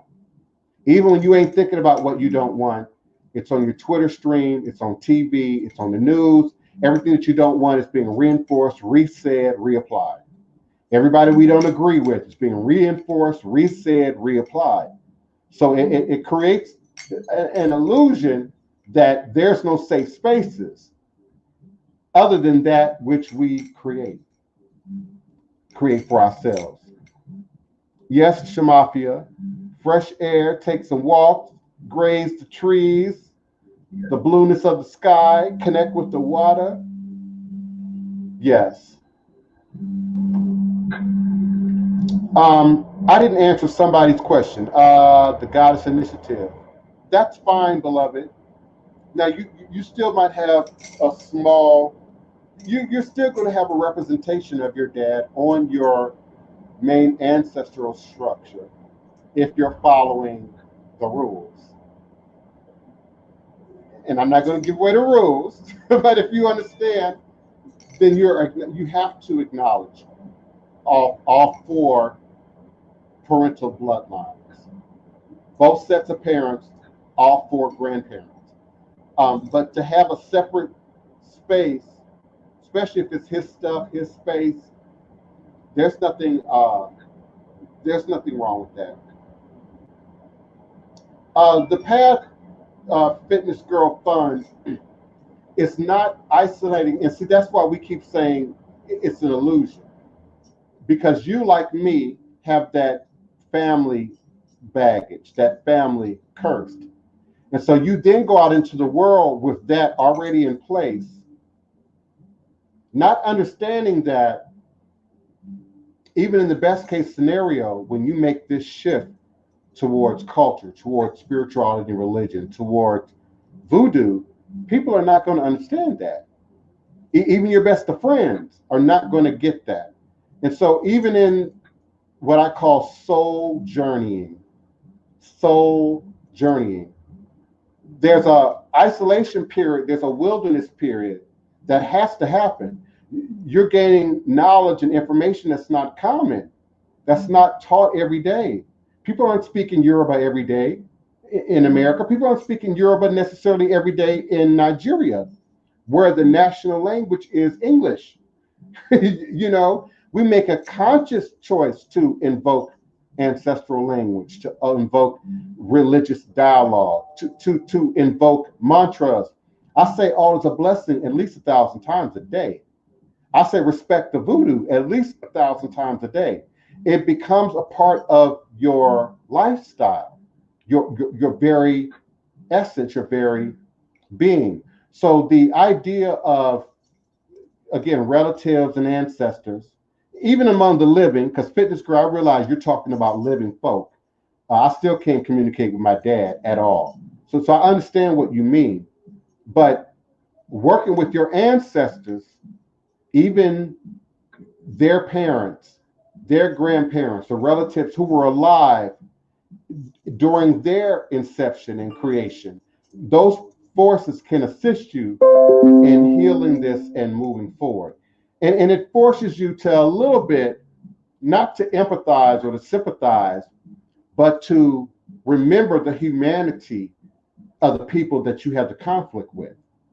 Because you might not know what mother and grandma went through or did before you got here. You might not know to what degree grandmother abused your mother. You might not know to what degree your grandmother was hurt, molested, raped, abused, and then transferred her anger onto your mother and then created generational imbalance. So I'm not asking you to empathize or to sympathize, but to at least acknowledge when you're doing your ancestral work that something happened before you. And there were witnesses to something that happened before you. And those people, again, may very well be on the other side. And they can assist you. During that decade-long period when I couldn't communicate with my parents at all, I communicated with my ancestors. Because see, I couldn't communicate even with my grandparents. My father's parents were dead. My grandmother was alive and on her 5th husband, but I couldn't really communicate with her. So I went to the higher power, the great grandparents. I went to the people above them. Y'all see, you know, you understand. You helped me to figure this out. You helped me to figure these people out, and they did. And they absolutely did. Greetings and welcome home. All is a blessing. All is a blessing, y'all. Please click like. Oh, yes. Make sure y'all are following me on YouTube. Make sure y'all are following me on Instagram. I am Divine Prince Ty Emeka on Instagram. I am Divine Prince Ty Emeka on Facebook. I am the Divine Prince on Twitter. So I ask you all to like, to share, to support, talk about the show, introduce some other folks to the show. Yeah, please support. Please support. Fitness Girl is 30 minutes outside Chicago. I had no idea, but the ancestors knew. The ancestors knew. And then I saw my friend Marcus, who's a powerful artist in Chicago. And so Chicago just came to the surface of my consciousness. So I get it. You up against the hawk in Chicago. Yeah. You up against the weather in Chicago, at least for the next, 4 or 5 months. So I get it. I get it. So, beloved, if you got transportation, if you got a car, you got internet access, find out where the culture is, where the heat is. Journey into the DuSable Museum. Now, the DuSable Museum, when I was last in Chicago, had an entire Egyptian scenario set. They had a pyramid, and I mean, it was really, really nice. But if you got a car or transportation, because you can take the L to the west side, it's right off the L to get to the Botanica. And go in that Botanica, make sure you put on sort of like what you got in your picture, but put that underneath your winter clothes. Because once you get in there, you're going to have to come out of your winter clothes. You're going to have to. Those plants require tropical environment. So even in the dead of winter, I would go in there and pretend I was in Jamaica, pretend I was in Morocco, pretend I was in Brazil. I mean, I would spend 2-3 hours in the Botanica Gardens. And inside that greenhouse, there's another one, now that I think about it, associated with the zoo, also in Chicago, right off the red line. In fact, I lost a whole bag of body oil in the penguin room. I went into the penguin room, which is dark. It's like the bottom part of an aquarium, but we can see into the aquarium, and you're in this cave-like space. And I put my bag with probably $500 worth of body oil, frankincense and myrrh and patchouli, and left the whole bag in there because I got so relaxed sitting in there. So find places where you can indulge nature.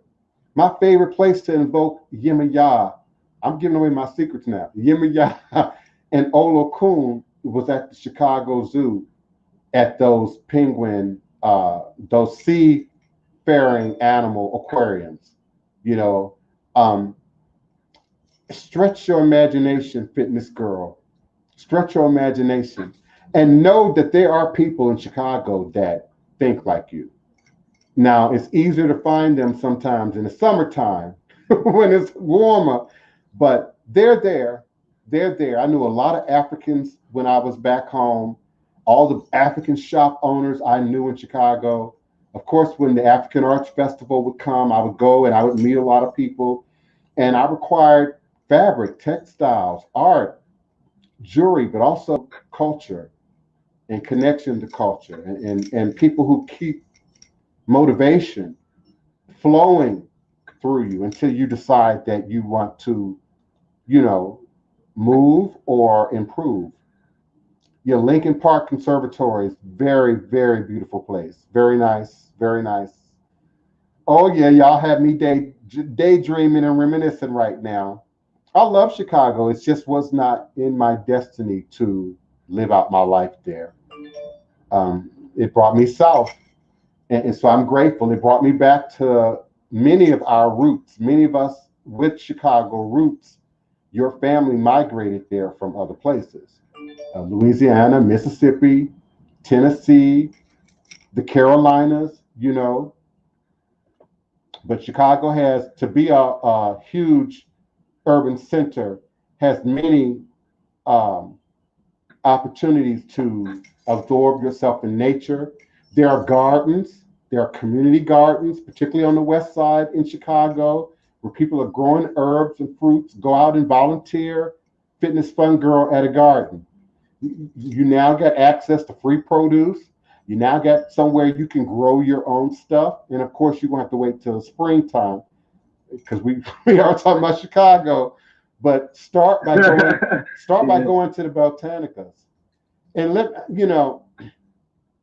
don't know, maybe I shouldn't say this on air, but back in the day, I carried a little pair of scissors with me. I would snip a plant in a heartbeat. Okay.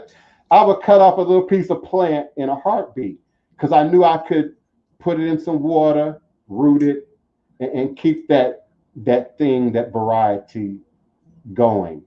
Back in my 20s, I passed, drug tests, for marijuana because I ate and consumed herbs fresh off the plant every day. I would get up and go out in the garden and pull pieces off and eat them. And of course, I gained this information by accident. I think I was applying for a job at the top of the water tower. What's the name of that building? Fitness Girl. Not the Sears Tower. It's the water tower, right? Right off the Gold Coast, black building with the two. I was applying for a job in that restaurant at the top floor. And I had to take a drug test. And so I'm, knowing that I didn't smoke recently, but not thinking that eating the herbs was going to affect me in any way. And it absolutely cleared my urine test. They said it was faint, it was pale, but it was enough for me to get the job. So I swear by my herbs, my plants, even in Chicago, even in a place like Chicago, you can expose yourself to nature. It just takes some creativity and some awareness. Oh, the Goddess Initiative. I didn't know you were in Chicago. Okay. All my Chicago people. Yes, indeed. All right now. Yeah, I have several brothers and sisters, cousins, nieces, nephews, aunts, uncles in Chicago still. So love to my Chicago audience. I'm grateful to all of my audience from around the world. I'm often humbled, sometimes to emotion, by the people who listen to the show. I'm not always certain as to why. What is it about my show? I would love to know what is it about my show that I get so much attention in Australia, in Germany, Canada. We kind of think as Canada as another America. So we know that they are exposed to some of the same programming. I'm on reality TV in the UK. Atlas of Cursed Places on Nat Geo is in the UK. Breaking Dad with the Bradders is aired in the UK. So I'm not as surprised by 90 seconds. by my UK listenership and participants and co-hosts. But man, when I start looking at, Turkey and Egypt, Ethiopia, Yemen, Kenya, places where there's the language differences, but also the cultural differences, it's very humbling. It's very humbling. And if you're under the sound of my voice right now and you're in Morocco, you're in Nigeria, you're in Cameroon, you're in South Africa, email me, tweet me, Instagram me, and let me know why you listen to my show. What is it that you find edifying or entertaining about the show. I have a friend in Instagram now that lives in South Africa that I've met through the show. So there's no reason for loneliness. There's no reason for isolation. There's no reason for boredom. I'm amazed, brother, by people who post their boredom in social media. Who can be bored in 2020? It's just too much to do. Too many things to study, too many things to learn, too much art to create, too many books that still have not been written, too many poems that still haven't been constructed. It's just so much to do. And so those are the type of things, beloved, and everyone listening to me who might deal with loneliness, a sense of isolation, a sense of unhappiness. Fake it until you make it. Distract yourself with things that you do love. Distract yourself with things that are of interest to you.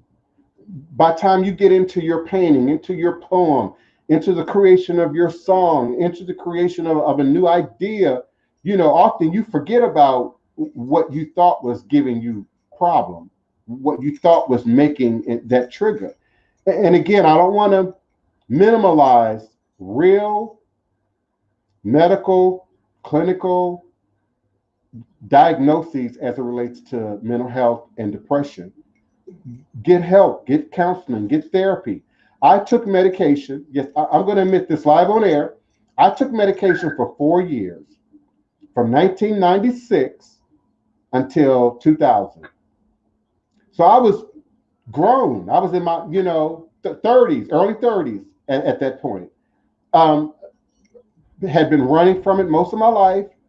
The same reason many of you, I don't want chemicals. I don't trust the doctors. I went through all of that.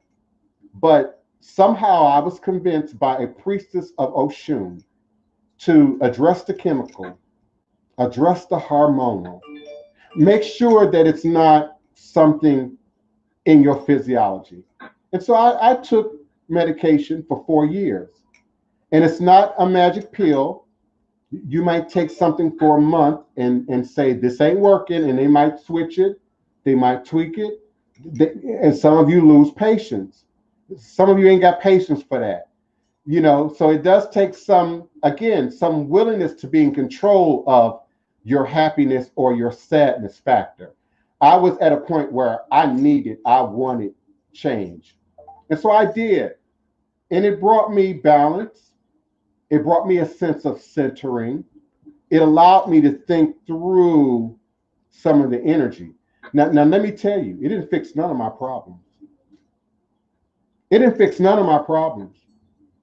What it did, though, was allow me the separation of the problem from my emotional electro network. It allowed me to step out of it and step into Ori and my higher self to allow La Tet to really change the dynamic of how I thought. And it was the end of my depression. I have never been depressed since. I have never had to take medication since 2000. Last time I took any kind of antidepressive, psychotropic was 2000. So it's been 20 years. It's been 20 years. And I know there are people in the chat who deal with it. I know it. I'm not going to call your names. We know who we are. So I'm not making light of it. I'm not suggesting it's the easiest thing, to snap out of. It's not. But just like magic, you got to be willing to be in control of it. You got to be willing to step out and say, okay, wait a minute. I don't like that feeling. I don't like that look. I don't like that energy. I realize I might not be able to fully, let me bring somebody in, or let me change the dynamics of what I'm eating. I also give credit to Adama Aleji in Atlanta, Georgia, for her powerful oratory performances on WRFG Atlanta for 3 or 4 hours once a week, where she would, in the most poetic, most rhythmic way possible with music in the background, talk about you can't gain life eating death. You can't continue to eat the carcasses of dead animals, the pus and mucus of cows and chickens, synthesized, artificial, pesticide-laden, herbicide-laden food, and expect life and expect balance. And I'm not here to preach vegan vegetarianism. That's not my point. But we've got to look at what we're eating. We want to look at the industrial complex and COINTEL and white supremacy and you're not looking at what we're eating, how our food is being produced, what's in our food. Not to cut you off. Can I interject right there? Come on in. I always ask that one question because I don't eat meat either. I'm a vegetarian. I'm not a vegan. I'm a vegetarian, and I don't condemn others who do eat meat. I mean, that's your choice. But what I know is, in terms of just simple, like you said earlier, common sense. If you look at the animals that they eat, right? The animals, cows, pigs, sheep, everything people eat. What do they eat? What do those animals eat to get that big, to get those muscles, that muscular frame they have, to get that, all that fat that they even have? What do they eat? JP Terrell. They eat. Go ahead, beloved. Mm-hmm. That's right. They don't vegetables, plants, grass. They don't even eat, So I always figured if I wanted to be that strong, be that sturdy, why not eat like they do?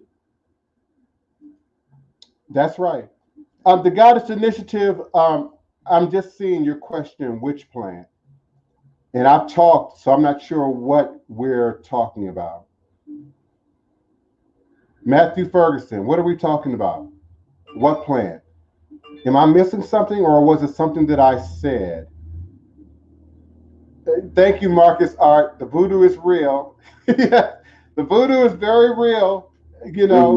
I can't stress it enough. There was a time I really did not think that I would live to be 35.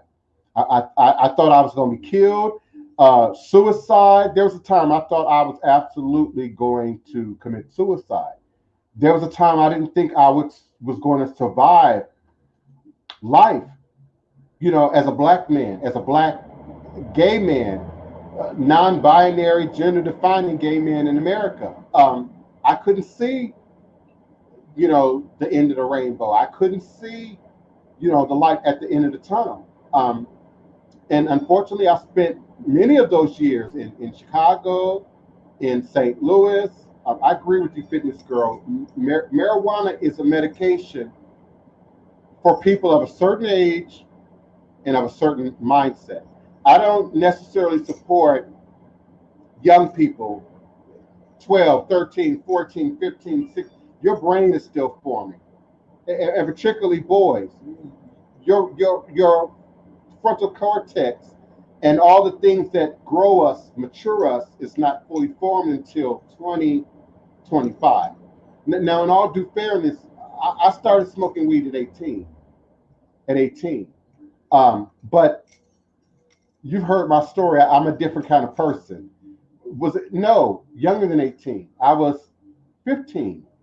I was 15 when I first was exposed to marijuana. But I was in a completely different world, completely different environment. I was out in the world, didn't have parents, didn't have a whole lot of guidance.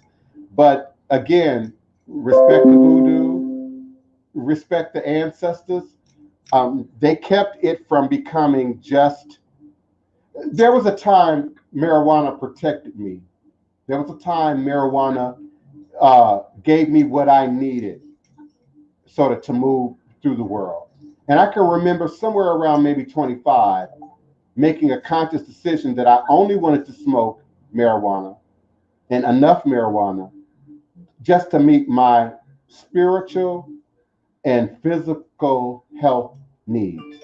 I didn't want to be smoking marijuana because I was bored, because I lacked friendship, because I didn't have anything else to do.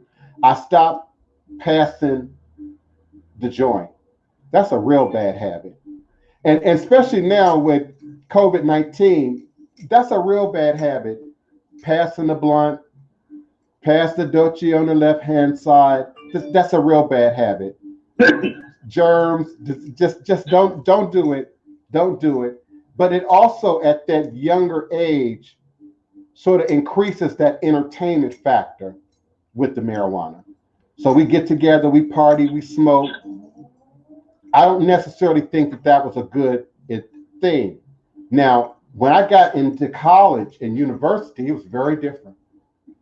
We would smoke, we'd pass the Dutchie on the left-hand side, and then we would prophesize, then we would prophesy, then we would speak spoken word, then we would allow spirit to come through, but we were exploring spirit, much like we think peyote and the indigenous people, much like we would think ayahuasca, and South American people.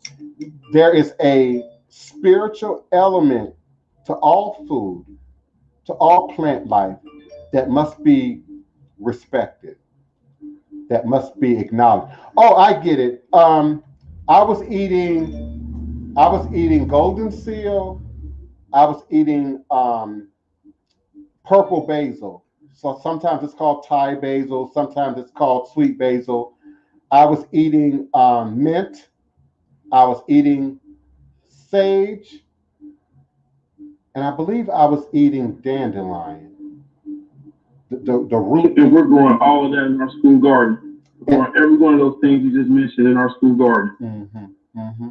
And I would go out and I would eat it. I would pinch off of it. I would take a little clipping of it and bring it back in and put it in the soup, put it in the salad. And it absolutely worked. It absolutely did. It did. Now, after that, my life changed. I've never had to take a drug test ever again. Okay. So, but it absolutely worked then. I made a choice. I wasn't going to take a job. I wasn't going to live a life where I had to pee in a cup for anybody. And that was the beginnings of my becoming a vendor. I have people, I don't want to call out any of my siblings or my cousins, but I got people in our family who smoke, who still smoke, who've got really great jobs, really, really great jobs, government jobs, high degree jobs, and, in the context of the modern environment of cannabis, but they're still having to make sure their system is clean, find a way to, do their job and not be violated because they share this medicine.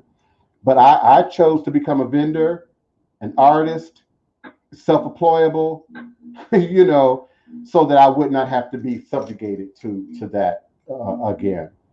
I like that, Shemafia. Be in balance, eat closer to the ground. Too much weed stops dreams and can depress you depending on your chemical makeup. I absolutely agree, particularly the younger you are. And I don't mean just chronological age. I do mean chronological age, but I also mean spiritual and emotional age. In the rooms of NA, AA, 12-step, they talk about spiritual development. People start off using drugs, alcohol, smoking cigarettes, too young an age, and they suggest that you stop growing emotionally at that age. So until the person gets clean or gets control of themselves in proportion to that activity, I agree with you 100%. I also believe that there are, people chemically made up to where they respond a little bit differently to not just marijuana, but all plant life.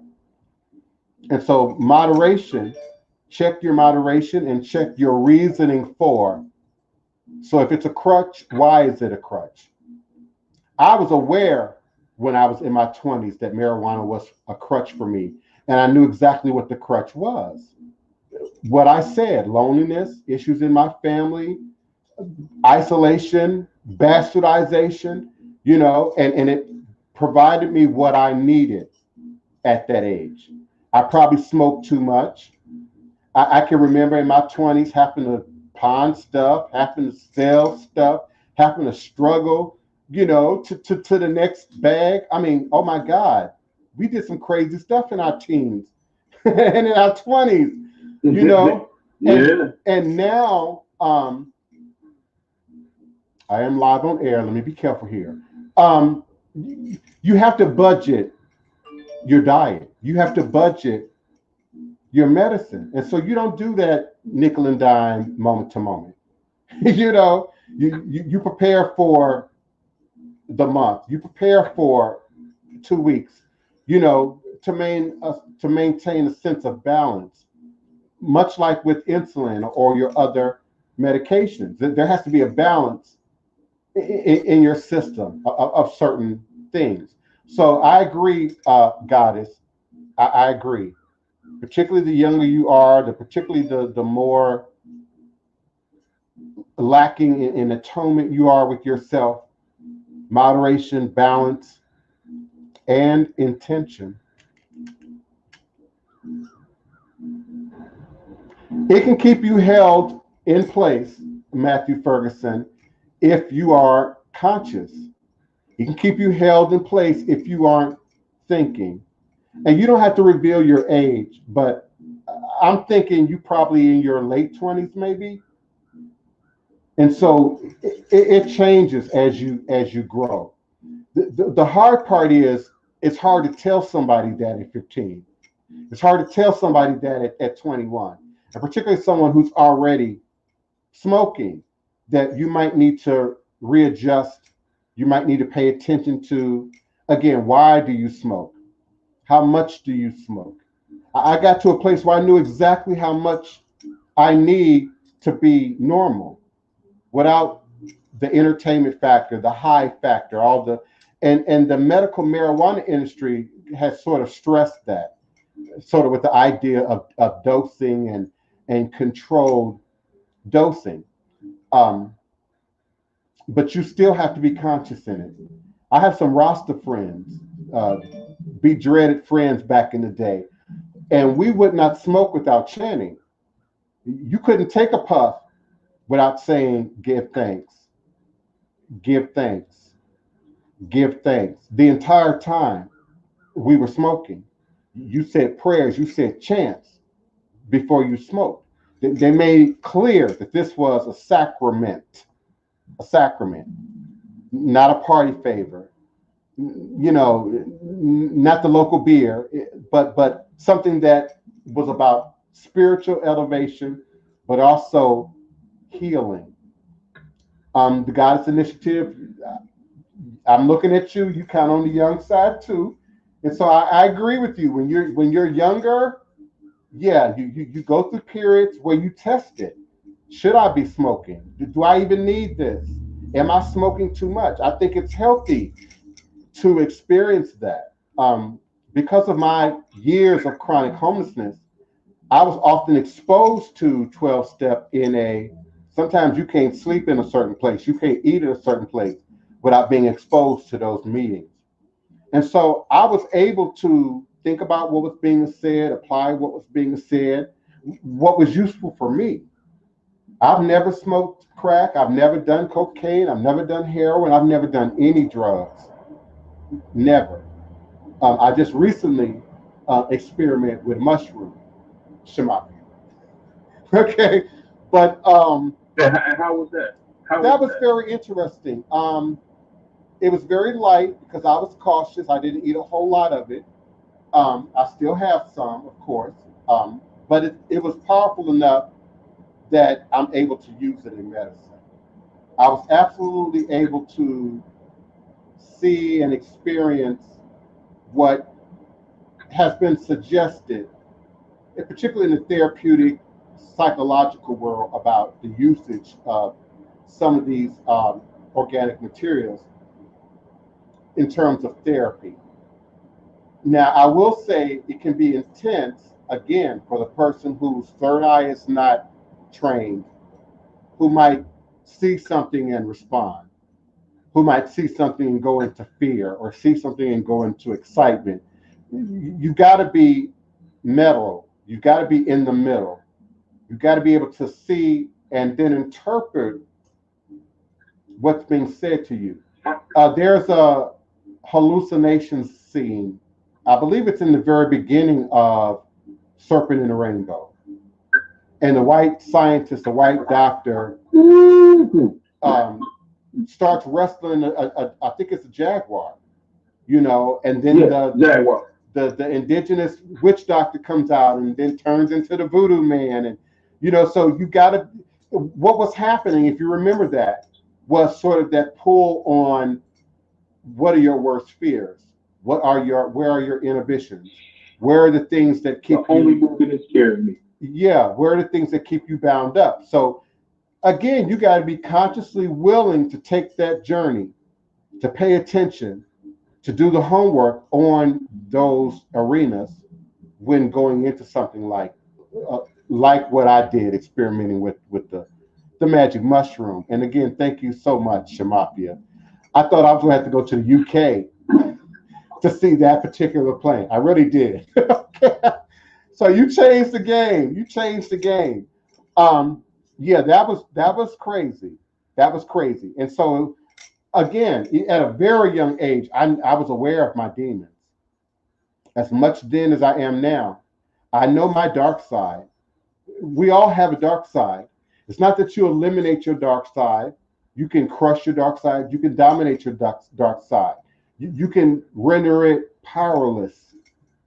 But for many of us, we can't escape the energetic ties to our darkness and those things that brought us pain and complication in the very beginning. So you can do the same thing without marijuana, without mushrooms in your meditations. Again, the question is, how uninhibited are you? How willing are you to free yourself mentally, spiritually, while you're in the meditation? I can remember being fearful that I was going to leave my body and not be able to come back. That was a real fear for me, that I was going to leave my spirit and not be able to come back. So I might be crazy, I might be catatonic. I didn't know what was going to happen, really. And so we all have. That's why I've never. That's why I've never experimented with them, because I've seen two people go and not come back. Particularly when you think of artificially, yeah. Particularly when you think of artificial, dangerous, artificial stuff like wet, for instance, which unfortunately, you know, you see that in the Black inner city communities. Yes. You know, people using embalming fluid and PCP and wet and getting naked and coming out of their clothes and seeing stuff. And it's some of the things that I've been seeing on TV lately. Do meth addicts do the same thing? They have hallucinations and envision things. So there are ways to sort of slip into other dimensional spaces, but it's not organic. It's not natural. You ain't supposed to be there. You haven't grown to that place. We get flashes of heaven, hell, the past, the future, all of us, all of humanity. Now, whether you believe it or not, whether you understand it when you see it or not, whether you have that balance that I'm talking about and you note that down, well, let me write that down. I'm not going to respond to it. I'm not going to give it a yay or I'm just observing. An empath has to learn to observe, not absorb. Observe, not absorb. Power.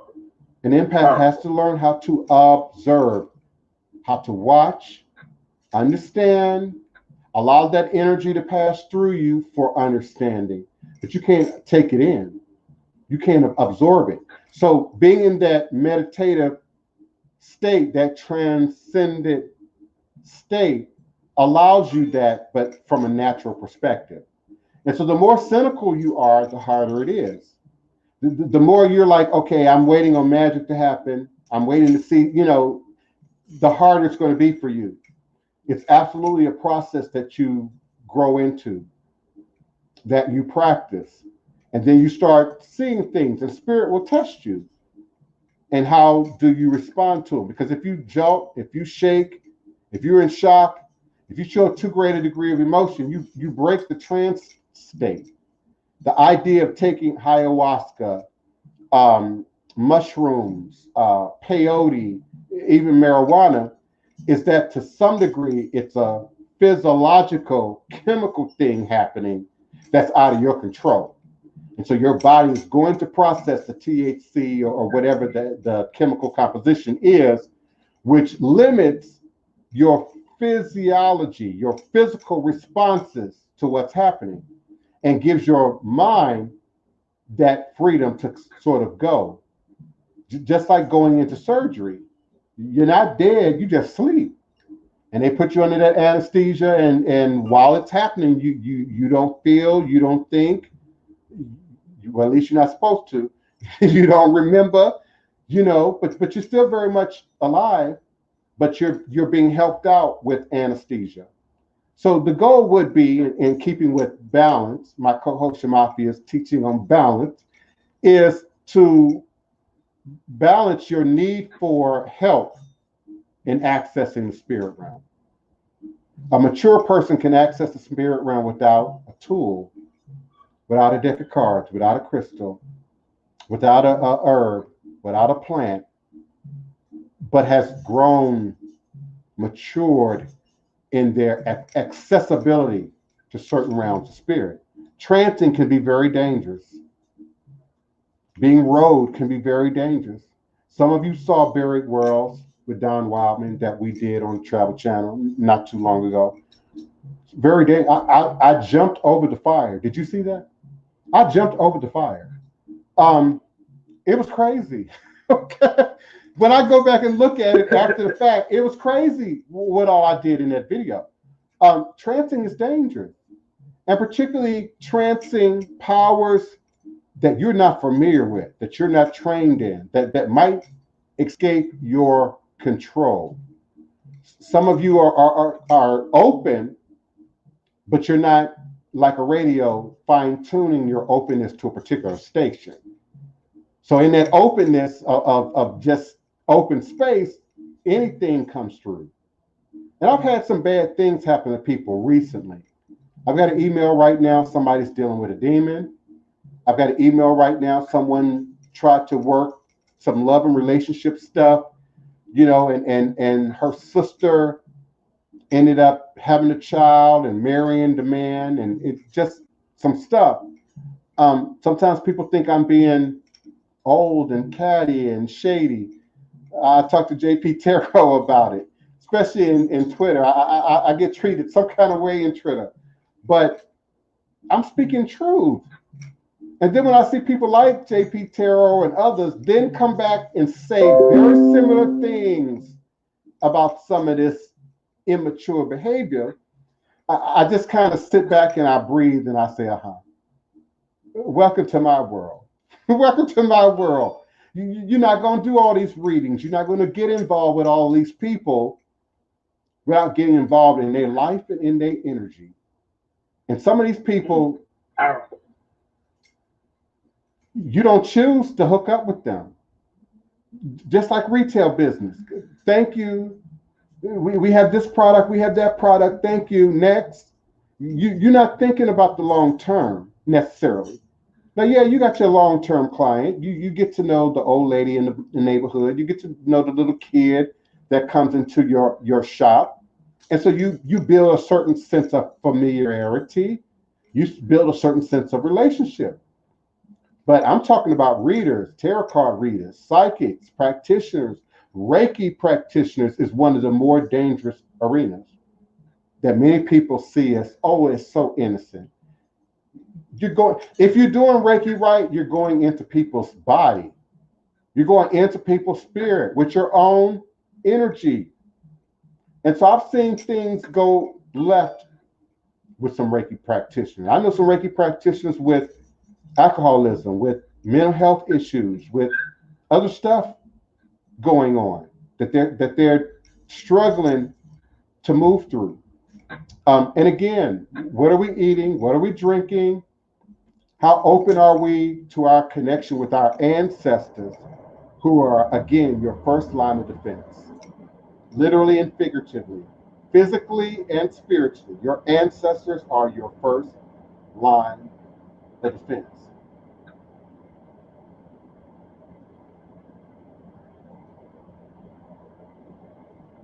Yeah, it's after 2 o'clock. It's too late to call in, beloved. I don't know why y'all like to do that, Goddess Initiative.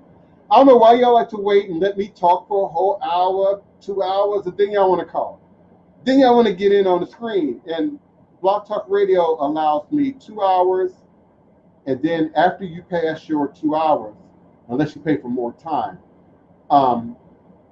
there's a archive that keeps recording. Now, our brother was on the phone before 2 o'clock. So he's still on the phone. So he can be, but you can't now call in. It's an unfortunate complication with Blog Talk Radio. Now you can turn your webcam on and get on screen. And I'm willing to give you a few moments to do that. I'm going to move forward soon enough. Fitness Girl Fun, I absolutely do take private phone calls by appointment only. By appointment only. As you heard at the beginning of the show, before I put my phone on mute, my phone, my Skype goes 24 hours a day. Even if I stopped and said, hello, how can I help you? Well, I'm interested in an appointment. How much does it cost? How do I go about doing that? Well, you need to email me, beloved, at Divine Prince, DIVINEPRINCE, at houseofthedivineprince.com. Houseofthedivineprince.com.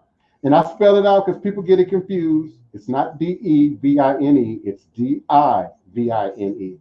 It's not Price, PRICE, it's Prince, PRINCE. Now, by the time I do that 24 times in the course of my day, I wouldn't even be able to do the show. As you can hear, when my phone is dinging, I wouldn't be able to do the show. I wouldn't be able to do a reading. I wouldn't be able to get through a ceremony. So I'm a bit rigid about my phone. I got strict protocols on the phone. I don't answer my phone. I just don't. Now, my godchildren, my clients, your names are already locked in my phone. So when you call back, okay, that's Paul. That's JP. That's Matthew. That's Shamafia. Okay, and you all know I will answer that call because I know it's you. And if I have a time, I'll give you that energy. But I have to have people email me first, Fitness Girl, and arrange a call time. And that way we both will have the time and sacred space necessary to go into your reading, your consultation, your divination, without a whole bunch of interruptions. So I appreciate that question. Chants, absolutely. Chants, another good word for that might be mantras. Yes, it's a sacrament. I don't know how much they still do it because I'm talking about something that's real old school, chanting while you smoke, and particularly more hardcore rosters, Bobo Dreads, the more hardcore rosters who wouldn't necessarily associate with somebody like me, they tend to do more of that. I find that the younger you get, reasoning. Yes, Rasta reasoning. The more Western you tend to be, the less you see that. Western culture, we smoke for fun, we smoke for entertainment, you smoke because you at the club, popping bottles. There's no sacrament there. There's no sacredness to that environment. It's the difference between popping bottles at the club and popping a bottle and pouring a libation on the ground at the funeral with your family members while the casket is going into the ground. It's two completely different scenarios. Yeah, I'm sensitive about old and elder, and yeah, I get a little tense about that. I got that from my mother's mother. My grandmother was vain, honey, and she was 35 until they put her in the ground. She wasn't even gonna get her real age. But yeah, I do get a little funny about king and elder, and yeah, those words make me feel some kind of way. Meditation, Orisha, is indeed an exercise. It's a necessary exercise. If you don't use it, you'll lose it. If you're not walking, exercising, working those glutes, you'll develop flat butt, and that can lead to circulation, nerve damage. And so meditation is like exercise. And if we don't meditate, if we don't train our minds to think, to focus on specific things at any given time, you then are absorbing more of the nonsense. You then are absorbing more of the background noise. You then are absorbing more of what's being said on TV, of what's being said on the radio, of what the culture is saying. And you lose sight of the voice of God, the voice of spirit, the voice of your Loa and your Orishas, the voice of your ancestors. I appreciate you all's participation. I really do. Yes, give thanks for the Mushroom Kingdom. Asheo. Aibobo. Tarot, the ritual component of taking that substance is akin to going to the underworld to learn. Oh yeah. And I compare dreaming, the sleep state, as a similar thing. You're sort of dying and waking up again in the morning. And so too, when you go into mushrooms and there's that risk, that chemical, physiological risk that is taken, but you're also being taken into the realm of Olokun, of mystery and the unknown, the unknowable in some cases. But that's weird. Now, I tend to get along pretty well with Aries in real life. I don't quite get the Twitter Aries thing in my Virgo-ness. I haven't figured that out yet, what that personality thing is that makes Twitter the space that it is. I'm just grateful to be there. Yes, Shamafia, I realize that now. They've got to be here. If they're there, they're here. It's a matter of going out into the spaces and the places and allowing, the gnomes and the fairies and the spirits to guide our path, to guide our vision. Listen, I'm going to move forward unless someone has a question, comment, or request. I'm always humbled and honored and grateful for any opportunity to share and be here with you all. I just want to say thank you for the words today. It's been a powerful show. Learned a lot. I don't know if you heard me in the background. Every time you say something, I'm like, ooh, powerful. Ooh, because, we need that. So thank you so much. And we, keep it going. Keep doing what you're doing. Thank you. I'm humbled, honored, grateful in service. I need to hydrate and get some water and eat some lunch. Until next time, understanding that all is truly and indeed a blessing if you can just see beyond the veils. I invite you all to please support Nat Geo, Atlas of Sacred Spaces, support the Travel Channel, Buried Worlds with Don Wildman, Voodoo's Dark Magic, support PBS Montrum, and Dr. Emily and her love for monsters and all things monstrous, and share my Origins of the Zombie video, share my Modern Zombie video. I appreciate you all. Interact with me in social media, connect with me in social media, and I'll see you moving forward. All is truly and indeed a blessing. Ashe, Ashe.